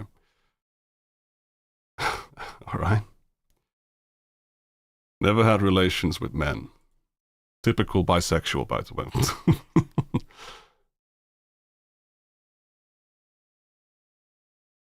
Previous year ordered 2 magazines titled Bear Boys 1, Bear Boys 2. What the fuck?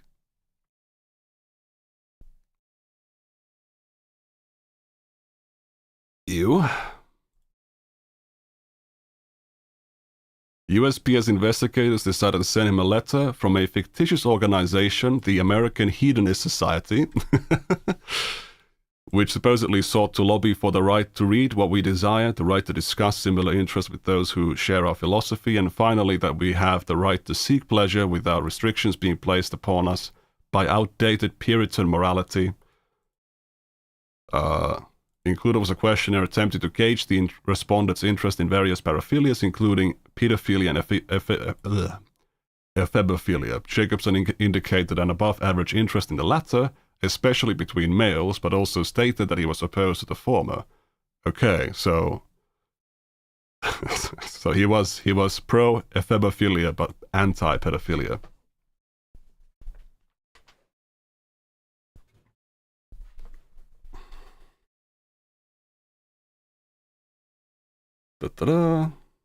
Let's USPS decided he was not a promising target, but later I left him alone. But sometime later, Calvin Comfort, a prohibited mailing specialist for the region, found Jacobson's name in another file, and the government decided to try again, this time as part of an operation aimed at purchasers. In May 1986, they sent him mail from another fictitious organization, Midlands Data Research, which was for those who believe in the joys of blank and the complete awareness of those lusty and her lads and lasses of the neophyte age. Jacobson confessed to them that he was interested in something in teenage blank, asked for more information, and that his name be kept confidential. And this resulted in Jacobson getting mail from the Heartland Institute for a New Tomorrow, HINT, an organization founded to protect and promote... we're not gonna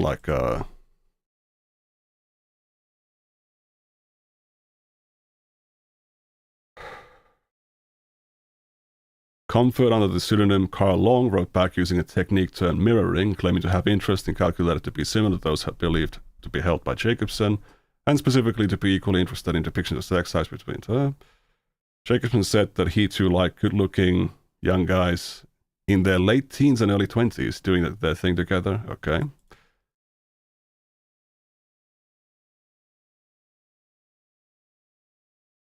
Man, they are really trying to get this guy. Well, Wikipedia articles can contain images that would get you banned from YouTube, and they can use this is not like YouTube monetization proof. None of this.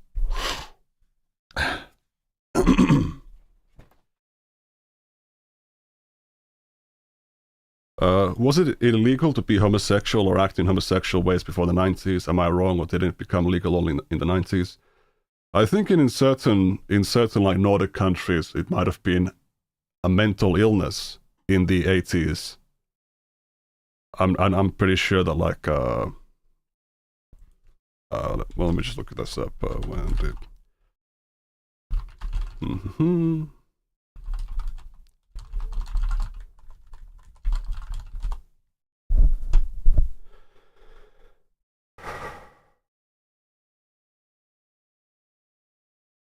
Well, apparently, until 2003,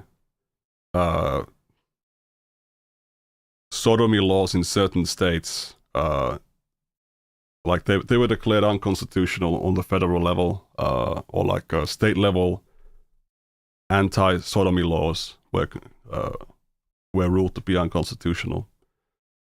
So before 2003, certain states still had sodomy laws, meaning that, gay sex was banned. So in some states, so there's 13 states, mostly in the South and the West, had active bans until 2003. But I'm guessing most states, let's look up California.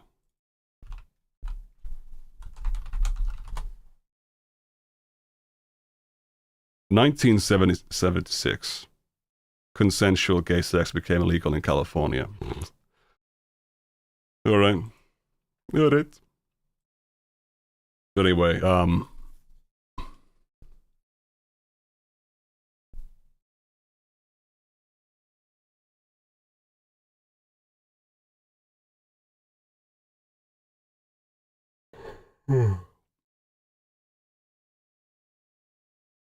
let's take a look at the go back to the AI thing. I think we've seen enough of this case. The federal agents were trying really hard to get this guy to buy CSAM, and then he did, and then it was ruled entrapment. The Supreme Court reversed Jacobson's conviction, holding that the government failed to prove beyond a reasonable doubt that Jacobson was predisposed to break the law prior to government contact. Okay.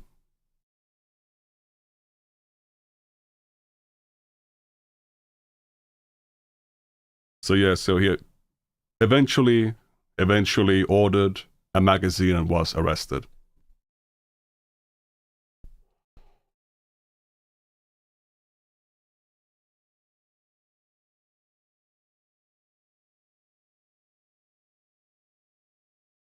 Government agents may not originate a criminal design, implant in an innocent person's mind a disposition to commit a criminal act, and induce commission of the crime so that the government may prosecute.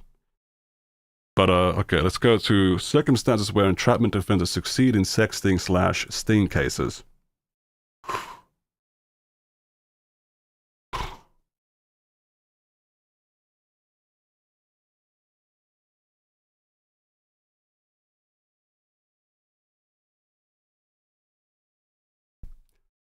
Basically, if you don't have a rap sheet, you have a good chance to get off. Let's see here. So we have we got A, relentless inducement and emotional manipulation. When undercover agents initiate contact and face repeated rejections, non-responses, or hesitation from the target, but continue to pursue them using intense persuasion or emotional appeals, entrapment becomes a viable defense. Alright, so probably when you're offering someone like a cupcake to come and meet up, persuading them and whatever, that's probably a situation where they don't really... It's probably when like the entrapment becomes more legitimate. So, case example, State versus Johnson, Ohio, applicant, trial, precedent context, I guess. In several state-level sting challenges, courts have scrutinized cases where an undercover officer initiated the sexual turn of the conversation, ignored the defendant's attempt to change the subject or end the interaction, and badgered the defendant into sending explicit media. If the defendant initially resisted or stated that contacting a minor was wrong, but was coerced after persistent prompts, juries have acquitted based on lack of prior predisposition.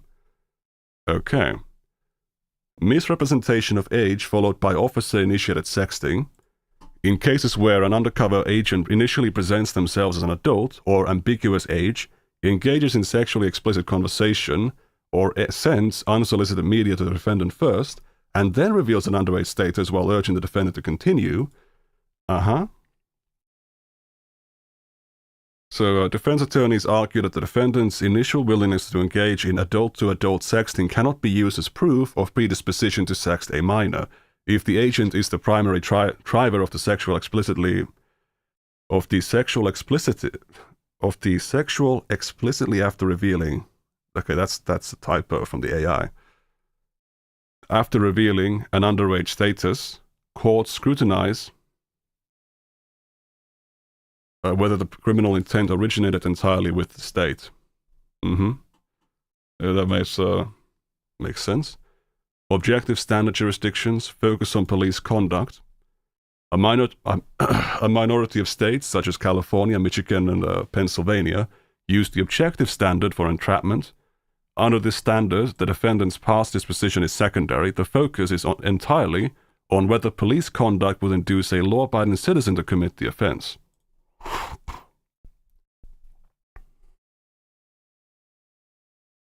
In objective standard jurisdictions, if undercover officers engage in overtly aggressive, manipulative, or egregious conduct, such as sending unsolicited explicit photos of third parties or offering significant financial/material incentives to coax an explicit response, courts have dismissed charges as entrapment as a matter of law, regardless of the defendant's background. Yeah, I know that. I know that it's in this case. It's not the police. It's YouTubers.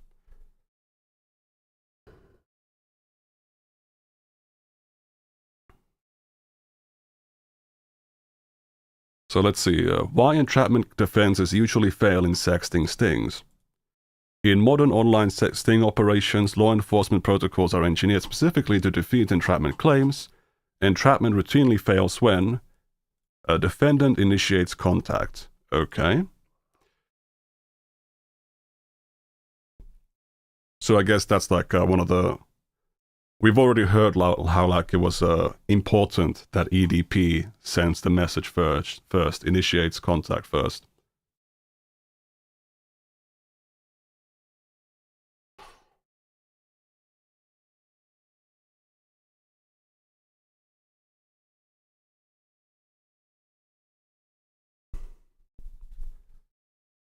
Well, it's not about that the predator must contact first. It's that the entrapment defense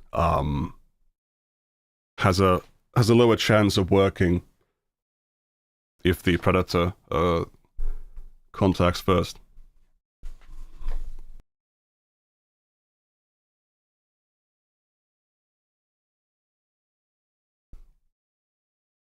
Ready compliance. If the undercover agent states their age, for example, I'm 14, and the defendant promptly engages in explicit text and sends photos without hesitation, courts view this as immediate willingness. Mere opportunity. Merely posing as an underage individual on social media, dating apps, or chat rooms constitutes standard police sting operations, which courts consistently uphold as legal. Okay. See, what if it's sting operation isn't being done by enforcement, but by private individuals?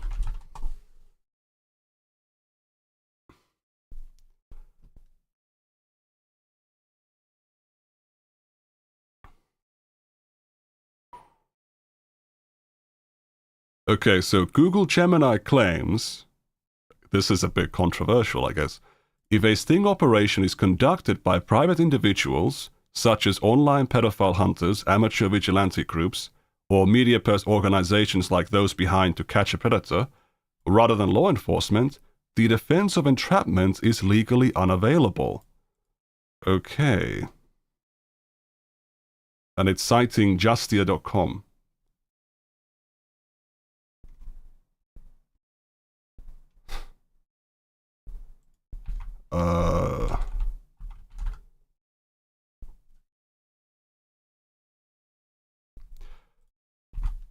I mean, let's see here. So here it claims that it's important to note that entrapment can only occur with a government official, such as FBI official or police officer, not a private individual.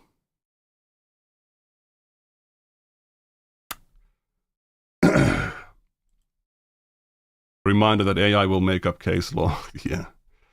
Yeah. So again, I want to be very clear that this is not necessarily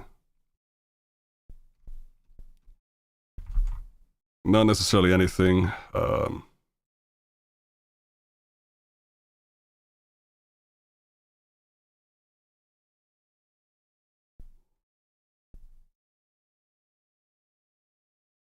An entrapment defense can be restored if the defense proves the private citizen was acting as an agent of the state. Courts evaluate 2 factors to determine state agency. Government encouragement or knowledge. Did law enforcement know about the citizen's sting in advance, encourage it, or give specific instructions? Okay, so in that situation, intent to help police. Was the private citizen's primary purpose to perform a function on behalf of law enforcement?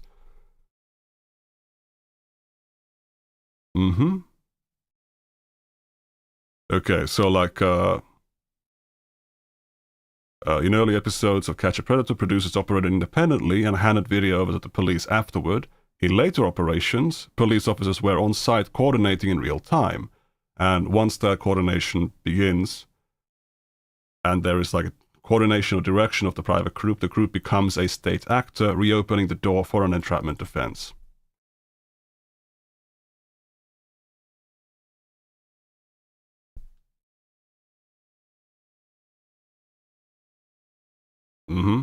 Yeah. Yes. So defense strategies used against private citizen stings.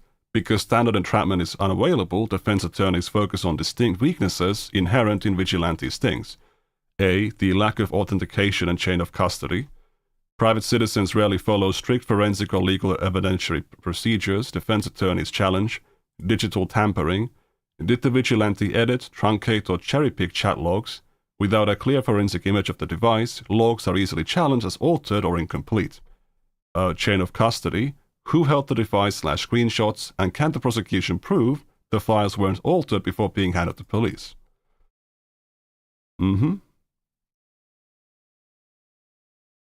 Okay.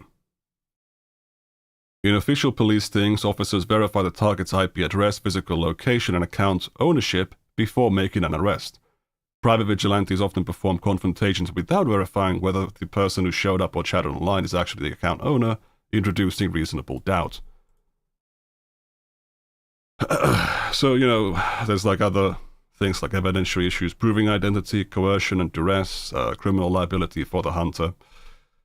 But yeah, messages in the Discord. We can continue with the Discord, as they had a ton of members, there was a ton of messages. But that's interesting that like having an actual lawyer, you know, in the documentary talk about what exactly would be a good way to, you know, do like this kind of vigilante sting operation. Would it be really interesting? Do know one surefire way that actually would have guaranteed that her name wouldn't have been brought up and that she wouldn't have been, you know, known by the world as the person who was victimized by EDP. And that's... Even if it is screenshots, can't you subpoena or whatever it's called, Meta or the other companies, to get the messages? Yeah, I would assume so. But if the messages are deleted by the predator, you know, not much you can do. If they just didn't fucking make a video about EDP, if they didn't try to make this content, the thing that would have guaranteed that only her parents, the That's a very, very important message, Krobby Noblin. Authorities and them being the only people that know that she was engaged in this talk, that EDP was grooming this girl, is if they just took all the information they had and gave it to the authorities and then stopped. I feel like a broken record, but that is truly the crux of this. And it feels like Gideon is trying to move the goalpost. I wonder if they get deleted in the server side. I'm sure there's like some amount of days where they are held. That we're supposed to work from the baseline of, well, we're trying to catch them. We're trying to do good. We're like, you know, we're predator catchers. He even mentions previously, while he was trying to get this, you know, sting set up, that he had worked alongside Skeeter here, Skeeter Gene, because he's such a prolific predator catcher. And he's probably exposed like over 200. If the predator deletes the messages you sent are still backlogged in the server, usually for up to a year at least in Discord's case. I've looked at like Discords, like they have pages on their website for like how long they retain messages, and I believe it's only like 90 days. Over the last years. Or like maybe it might have been like 30 days, but then if law enforcement informs Discord that, hey, we need these messages to be kept in the system, it can be extended by 90 days. That he's been doing this. But there are people that are estimating that of these, hundreds of predator catches that he's done and exposing them, they've successfully arrested 3, maybe 5, because there were 2 new ones from, late last year. And I just can't imagine with a ratio like that we are really expecting that we're going to get EDP behind bars. Or at the very least, I don't think that the odds are as good with Skeeter Jean as they would be with, again, just giving this all to authorities. Next up here, and I kind of skipped a bit forward here, but effectively, they were all going to keep quiet about the EDP sting, things like that, or I should say the botched EDP sting, since they got just about nothing out of it. But after Kayla had spoken to authorities, she decided that she was going to make a video and post it. And because of her posting this and going public with the story, Gideon felt that they needed to respond and release their video showing their botched sting. So that is the only reason why me and Skeeter went public with it afterwards, because everybody already knew that we were involved in the situation. So we let them know, hey, this is what happened. But the plan from the beginning was to make sure that this all goes through and that EDP was arrested. Then we were going to post about it. And to prove that to you guys, here's an IG live that I did the day that we caught EDP that somebody screen recorded, where we didn't let anybody know who we caught. All we said was that we caught somebody big. Y'all know what we do. We would tell you guys who we just caught, but legally we can't. But it's big. It's big.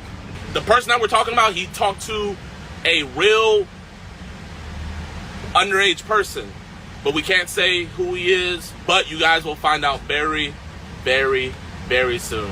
Maybe a couple years.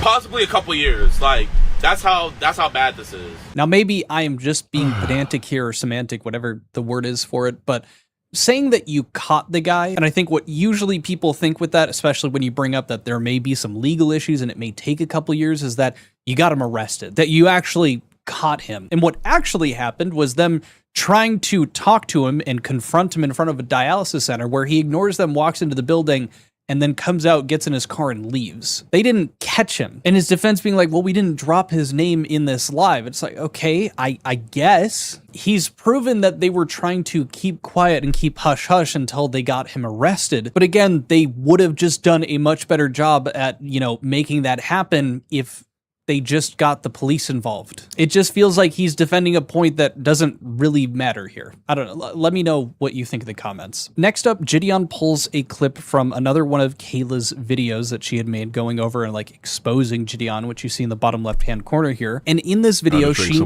makes a point that one of the moderators for Gideon wanted her to be used as bait to try to catch EDP out. And Gideon... I mean, this is like probably the best thing you can say about the situation, or the most obvious thing is that it's a mess. The only thing that's very clear is that involving a minor in the decoy process is fucking insane. Has rebuttal with evidence totally for this. Someone told Inside about what happened, and he ended up incorrect for Gideon to joining do. the voice call as well, and asked me if I wanted to be bait. So I'm gonna give her the benefit of the doubt. When she made this video, it was already 2 years removed from the whole situation. So maybe she forgot how that conversation really went. But do you guys remember that VC call that I had showed you guys earlier, where it was a bunch of people? That's the VC call that she's alluding to. And in that VC call, it was actually Kayla's idea to where she wanted to be the bait. And the people in the VC were... Again, as I said yesterday, it doesn't matter. Coming up with ideas to get EDP to come out in person. And then Kayla decided to give herself up as tribute. I'll play the clip. Do the first meeting and then they not approach him. Right. In public. In public, and then get his confidence, and then lure, and then get him and trap him. Lure him to a hotel, Right. yeah. Really. So that would be You still have to get a little. Listen, To be honest, I don't mind doing it, and I don't think my parents would mind. And you will see here how not only the members in the VC call shut that down completely, but also the that's a good catch. mod that she says offered her the role of being bait also shut it down. Inside, I have an idea. No. Regardless of how I you don't feel, know. you should It would be doing real. that, That's okay? really a risk. Like high key, I Yeah. Do Steven. not do that under any circumstances. Okay, Wait, listen. what? 'Cause you're I had a. Yeah, you I had shouldn't a- actually physically be there. I'm Yeah, you would be him. subjecting. I Technically, they would Especially be since he talks subjecting about you to weapons. a pedophile. So I'm gonna give her the benefit of the doubt and say that she's just misremembering it because it was a long time removed. God. You know, now that you mention it, now that you mentioned it, where was the message? Yeah. Moved, and I don't think she meant any ill will or maliciously lied like that, but you just like see like the implication of her being alive. I mean, it's pretty explicit. yes, this is the evidence. I just want to put that out there to clear the air, especially for my former mod Inside. I remember when I mentioned earlier in the video, it would be important down the road to show you guys that he was using clips from Turkey Tom's video about him from just a few weeks ago. And that's because this claim here, and the video that he's showing as evidence where his moderator is on the fence like, yeah, high key, it's high risk and stuff, and he's saying, I don't know, and I'm not really sure that that would be a good idea. Well, yes, this does exist, and the claim is that Gideon didn't tell her himself didn't tell her to stop, not that nobody told her to stop. Two different statements. Yeah, and Gideon's just responding by pointing out like, oh, people on my Discord server were telling her to like not do it. that is a good point. On the other side of this, which doesn't matter as long as Gideon himself wasn't putting down like a hard line like, hey, listen, either you stop engaging with EDP and let us take over the communication with them, or we're not like, well, informing the police about this and we are like no longer interacting. Kayla also isn't wrong, because on a live stream with Gideon, his moderator Inside says that, oh, he had this fire content idea to have her lead EDP on for a video to catch him in a sting. According to Inside, the Discord moderator who contacted EDP about the sting, he actually gave Kayla DMs? some advice on how to go about communicating with EDP. So happy that this worked out, bro. Wait, here, Inside. I'm so just happy this worked out. So everybody doesn't think, I paid this girl. Can you tell them what happened? Okay, so basically, Kayla messages me whenever he starts DMing her, and she's like, yo, EDP is DMing me. And so we got on a call, and I was like, first off, make sure you tell your parents, tell the police, all that kind of stuff. And then I was like, yo, I have a fire idea for a video. What if you just lead him on for a little bit so that, What do we got from, what is this? What do we got from, Yen the Yan? Oh, he shows the clip? Okay. and then I'll tell Gideon all about this, and maybe Gideon can get an IRL interview with EDP because he ghosted us on the online one. Hey child, hey Kid, what if you messaged the pedophile in the pedophile group? Now in Gideon's video, he never talks about this. He never brings it up. He moves past this point shortly after and we'll continue on with it. But it comes off as a bit malicious, or at the very least cherry picking, when he clearly has watched the Turkey Tom video. He's used a clip of it from earlier on, but when there is a clear example of evidence that supports Kayla's claims that she was told to, be bait effectively, she was told to lead on EDP for a Gideon video, that Gideon's going to turn around and say, that's not true. Here's evidence of him saying that that wasn't a good idea. He said on stream that is what he did. He told her to lead him on. And he goes into this yap of, maybe she's just misremembering things. I don't blame her for, misremembering. It was years ago. And it just becomes this incredibly... If they're telling her to lead him on, that could fuck up a legal case. Could it? I mean, that's again like thing like, have we had an actual lawyer, an actual legal professional, give their angle on like how do you do like a successful or unsuccessful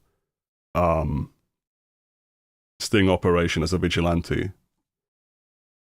Because right now, all I'm seeing is like the only lawyer in the EDP documentary The only thing that they said is that, hey, EDP showing up on this documentary and saying all this stuff, he could be like convicted based on this stuff that he says. But regarding like, hey, how did Alex Rosen mess up? How did this and that do something wrong? That's all coming from someone who's not a lawyer, someone who's not a law enforcement professional. And in the EDP documentary, it's Chris Hansen, and I just don't trust him as an authority. Condescending and malicious thing that he's doing over and over, where he keeps doing that to, seed this doubt that Kayla is being dishonest. And she is in a lot of different ways, but this is certainly not one of them. But I find it really hard to believe that this is one of those instances. Next up, Gideon shows that Kayla was making an earnest effort in trying to be like an IRL decoy for EDP, and that she was very clearly trying to get some limelight in this situation, like I showed you earlier with some of the messages that she was sending in the Discord. This was not the only time that Kayla was trying to be an IRL decoy. It's really simple. If you don't run every step by a lawyer, at least it's a bad operation, yeah. To meet EDP in person. Since she never gave us the logins nor let us do the plan that we had of switching out the communication, I instead thought of the idea of getting an adult decoy. So that way when EDP came to meet, we could have an adult decoy there. Now, I had asked her to send me some photos of her, and she sent me these photos right here. With these photos, we found an actress that looks fairly similar to her. So I just find it weird that she's saying that we were forcing her to keep on talking to EDP when we're jumping through all these different hoops. I mean, if we can find an actress that looks just like her, then why wouldn't we just take over the communication? It just, to me personally, it doesn't make any sense, but again, she might just be misremembering things, so I'm gonna give her the benefit of the doubt. Now, this point specifically, I do agree to a certain extent with Gideon. That being that it just doesn't make sense of her claims being that they were telling her, like forcing her to communicate with EDP, because it doesn't seem like any of this was involuntary. She's made that pretty clear. It's clear that she wanted to be a part of it, and she is going out of her way, and which you will also see in a second here, like really going out of her way to be a part of this sting in some way to get her name on it. Now, I had sent her a photo of the of-age decoy that we would be using. Chris Hansen is certainly an authority in running sting operations that don't result in convictions. Yeah. At least the Onision one thing. And she sent me this really weird message. I'm gonna read that message for you real quick, and keep in mind, to my knowledge at least, this is the second time she's asked to meet EDP445 in person. Let me read you what she said. She said, "Quick question. I was wondering why you need a decoy to lure EDP, because, hear me out, if he sees it, he's gonna leave." Meaning if he sees the decoy, he's gonna leave. "And if it's actually me, I could get him to do devious things on camera that he won't be able to deny in court, you know? And since I'm really turning 16 on that day, wouldn't it make it more real? Like I could get him to spill the beans, because I feel like he'll try to trick the decoy." And I let her know cops aren't going to allow you anywhere near that. I really didn't even know how to respond to that. As you saw, the message from Kayla is incredibly bizarre and unnerving. You know, screw the decoy that you guys would use, like use me, the child in this situation that is literally being groomed by EDP. And Gideon says that this is the second time that she has wanted to be around EDP in person. Why are we still going through with trying to make a video out of this? Why are we still going through with like having her work alongside or communicate with her and get information from her? Why has this not been pushed off to law enforcement? Any reasonable person in this situation is going to see the child talking to them in this type of way and go, oh, this isn't okay. Something's wrong.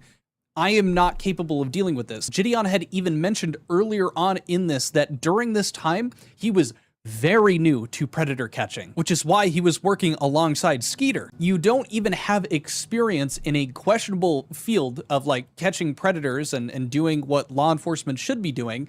And now you're going the extra step of communicating with this kid who is interacting with EDP. I understand that you can't stop interaction and stop them from communicating with each other, but then why are you feeding into it? Why are you engaging with this if not just yeah, for the sake of your own content? Next up, he goes back to that same video from earlier that came from Kayla and actually kind of addresses this idea of like, oh, he's just focused on the content of this and not the fact that this girl was literally being groomed by a pedophile. Rather than treating the situation seriously, Gideon saw it as content.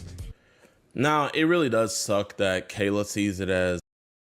If a child said this to me, I would say, fuck no, we are not putting you in that danger. While contacting parents, counselors, and authorities. Yeah, it's what you should do. All I saw was content, and truly, I mean, I didn't just see it as content. I saw it as a monster actually talking to a minor who's a fan of me. So I wanted to do everything in my power to get that man arrested, and I want her to stop being subjected to that monster, which is why I told her to block him. I told Gideon every single time that EDP would send me dick pics, but he would never tell me to like block him or anything. I want you to block him on your phone, right? And God, that's such a bizarre clip. I want you to block him on your phone, right? And then what? And then what? I continued messaging him because it was very like encouraged for me to keep doing it. I again just don't really buy the Again, on your phone, yeah. And like, why specify phone? Because it's very obvious that there's like something else to what that statement. I want to hear that full context of what's being talked about there. Use of, no, this wasn't just for content. I told her to block him. Like, this is the same line of logic as like, oh, we wanted to take over communication, but she never gave us that, line of communication. So we continued with it anyway. Every moment where he's like, hey, it's clear that we were looking out for her best interest because, we wanted to take communication so that she was not receiving these messages. I told her to block him. All of that is made moot by the fact that they still went on to use her and take the information that she was getting from EDP and then tried to get a sting operation set up against EDP. The fact that they still focused on making a video out of this, it's just proof that he was more focused on the content of this and not protecting Kayla in this situation. And I think that's just kind of the internal bias I have of the core with predator catching videos. Obviously, it has to be for content because that's how you make your money. That's literally what you're doing here. And that is exactly what happened here at the expense of a 16-year-old getting groomed. But continuing on. Next up, Gideon puts forward the idea, which was brought up in my previous video as well from the documentary, that Kayla is an opportunist. And as to why she wasn't giving them the reins for communication to EDP. She was receiving death threats throughout the entire thing? Okay. Etc. The reason that she was acting the way she was, why she wasn't going ghost, as Gideon puts it, is because she's an opportunist. And I don't want to put words in her mouth, so I'm going to let her speak for her. Oh yeah, like receiving death threats from EDP, being like, if you talk any bit about this, I'm going to fucking pop you. But I think the reason why she didn't let us just take over and let her be a Harmoid ping for a stream. Yeah, I have nothing much else to talk about, so I'll probably be ending streaming. A ghost is in a few because of what she said right here. Now, me personally, am I an opportunist? Yes, I am. But I don't think there's anything wrong with that, as long as you're not harming anybody. And I don't think I was harming anybody. And especially when you're my age, if you're 16... But he doesn't start the content until it's like... when it's like... I think that you're young and dumb. On the hour. So you kind of have to be an opportunist. You have to make your own opportunities. You cannot be waiting for them. But this entire situation was not that at all. Now, I agree with the sentiment that Kayla was an opportunist here. She wanted to take advantage of this situation. She wanted to get notoriety from it. She wanted credit from trying to get EDP put behind bars. I don't disagree with that. I think she actually attempted to, manipulate things, and she acted in a way to make that very clear. I won't say that she is then responsible for how poorly this was conducted or responsible for the fact that she got groomed by EDP. I would put that onto EDP as well as Gideon and Skeeter Jean. And it seems like Gideon is making the point that this is kind of her fault that they weren't able to communicate with them and do these things XYZ, when we are literally putting blame on a 16-year-old for their decisions when there were two grown adults here, Skeeter Jean and Gideon, that were fully capable of saying, hey, this isn't worth the content. We are going to contact the authorities, give them the information you've given us. You should stop contacting EDP and be done with this. But instead, because, fire... Yeah. Gideon blaming a child for using a child. Content, they stuck around. They kept communicating with her. They kept getting more information, and they tried to set up a sting, and they botched it, and they screwed it up, and they gave EDP an opportunity to walk away from this a free man. It comes off as using the same argument that EDP was using himself. It's kind of her fault because of how she acted as a kid, even though there were adults here that could have made their own decisions to make sure this wasn't going to happen, or at least prevent themselves from being involved in this situation. It wasn't their job to put EDP behind bars. It's their job to make content, and that's what they were focused on. And I really believe, based off what they're showing, that that's what they were focused on. Now, I referenced this earlier, but the next thing here is Gideon confirming that there is an active, police case going on with the FBI in regard to this situation. It's still technically active. That doesn't mean that they maybe... She literally entrapped Gideon? You don't understand, Nicandros? This child I was working with is being childish. Can you believe it? still be working on it, but like the case is still open, I should say. Gideon was groomed. Yeah, that's probably true. Say. Kayla gave me case number. Doing some testing, because why not? The way the side scrollers on the EDP Kayla DM sits and the fact that the view profile text is there means that the first message, that's the first message. It's only viewable in a screenshot if it's the first message. Oh, in the sub. Yeah. Numbers and detective numbers to call. I called the detective number and it was disconnected, and took me like till 3 years later to finally find out what police station she went to and everything. And she really doesn't have all the updates and everything, but luckily, since I deal with police so much, I kind of figured it out and figured out where to look, and I can confirm. Wasn't there some like crazy stuff in here where like Gideon talks about how he tried to call the case number? Or something like that. That there is a case number associated with the account, meaning that there wasn't a report made. And also, not only was there a report made, but I confirmed with the police station that this case is currently with the FBI. Now, granted, even though it's with the FBI, I don't know if they're still actively investigating it, and I don't know if they'll do anything with all of this, me personally. So while we can all... yeah, the only thing where they could possibly, if she deleted her first message, which at that point in time would be weird. I mean, when did it become like... Was it ever made like a public thing before, or in 2023? That the reason why the EDP sting by Alex Rosen was messed up is because they reached out first. All hope and pray that this situation wasn't for nothing, because I mean, at the end of the day, she was still groomed, she is still a victim, and EDP needs to be arrested. I don't know if the FBI is going to do anything with the information. Now, I'm showing this because there is a claim that she makes that he had in a previous stream, which caused doxing of her by his fans, where he claimed that she lied about, filing a police report and getting police involved. And now he's confirming that it was indeed the case that she contacted authorities. Now, she's saying that all this happened in a stream that was deleted. There's not really much else going on here. I think we've seen much of this stuff already. I'm gonna send you guys over to Harmful. Thanks for all the super chatters and viewers, and hello to possible VOD viewers as well. But yeah, I got nothing else for tonight. See ya.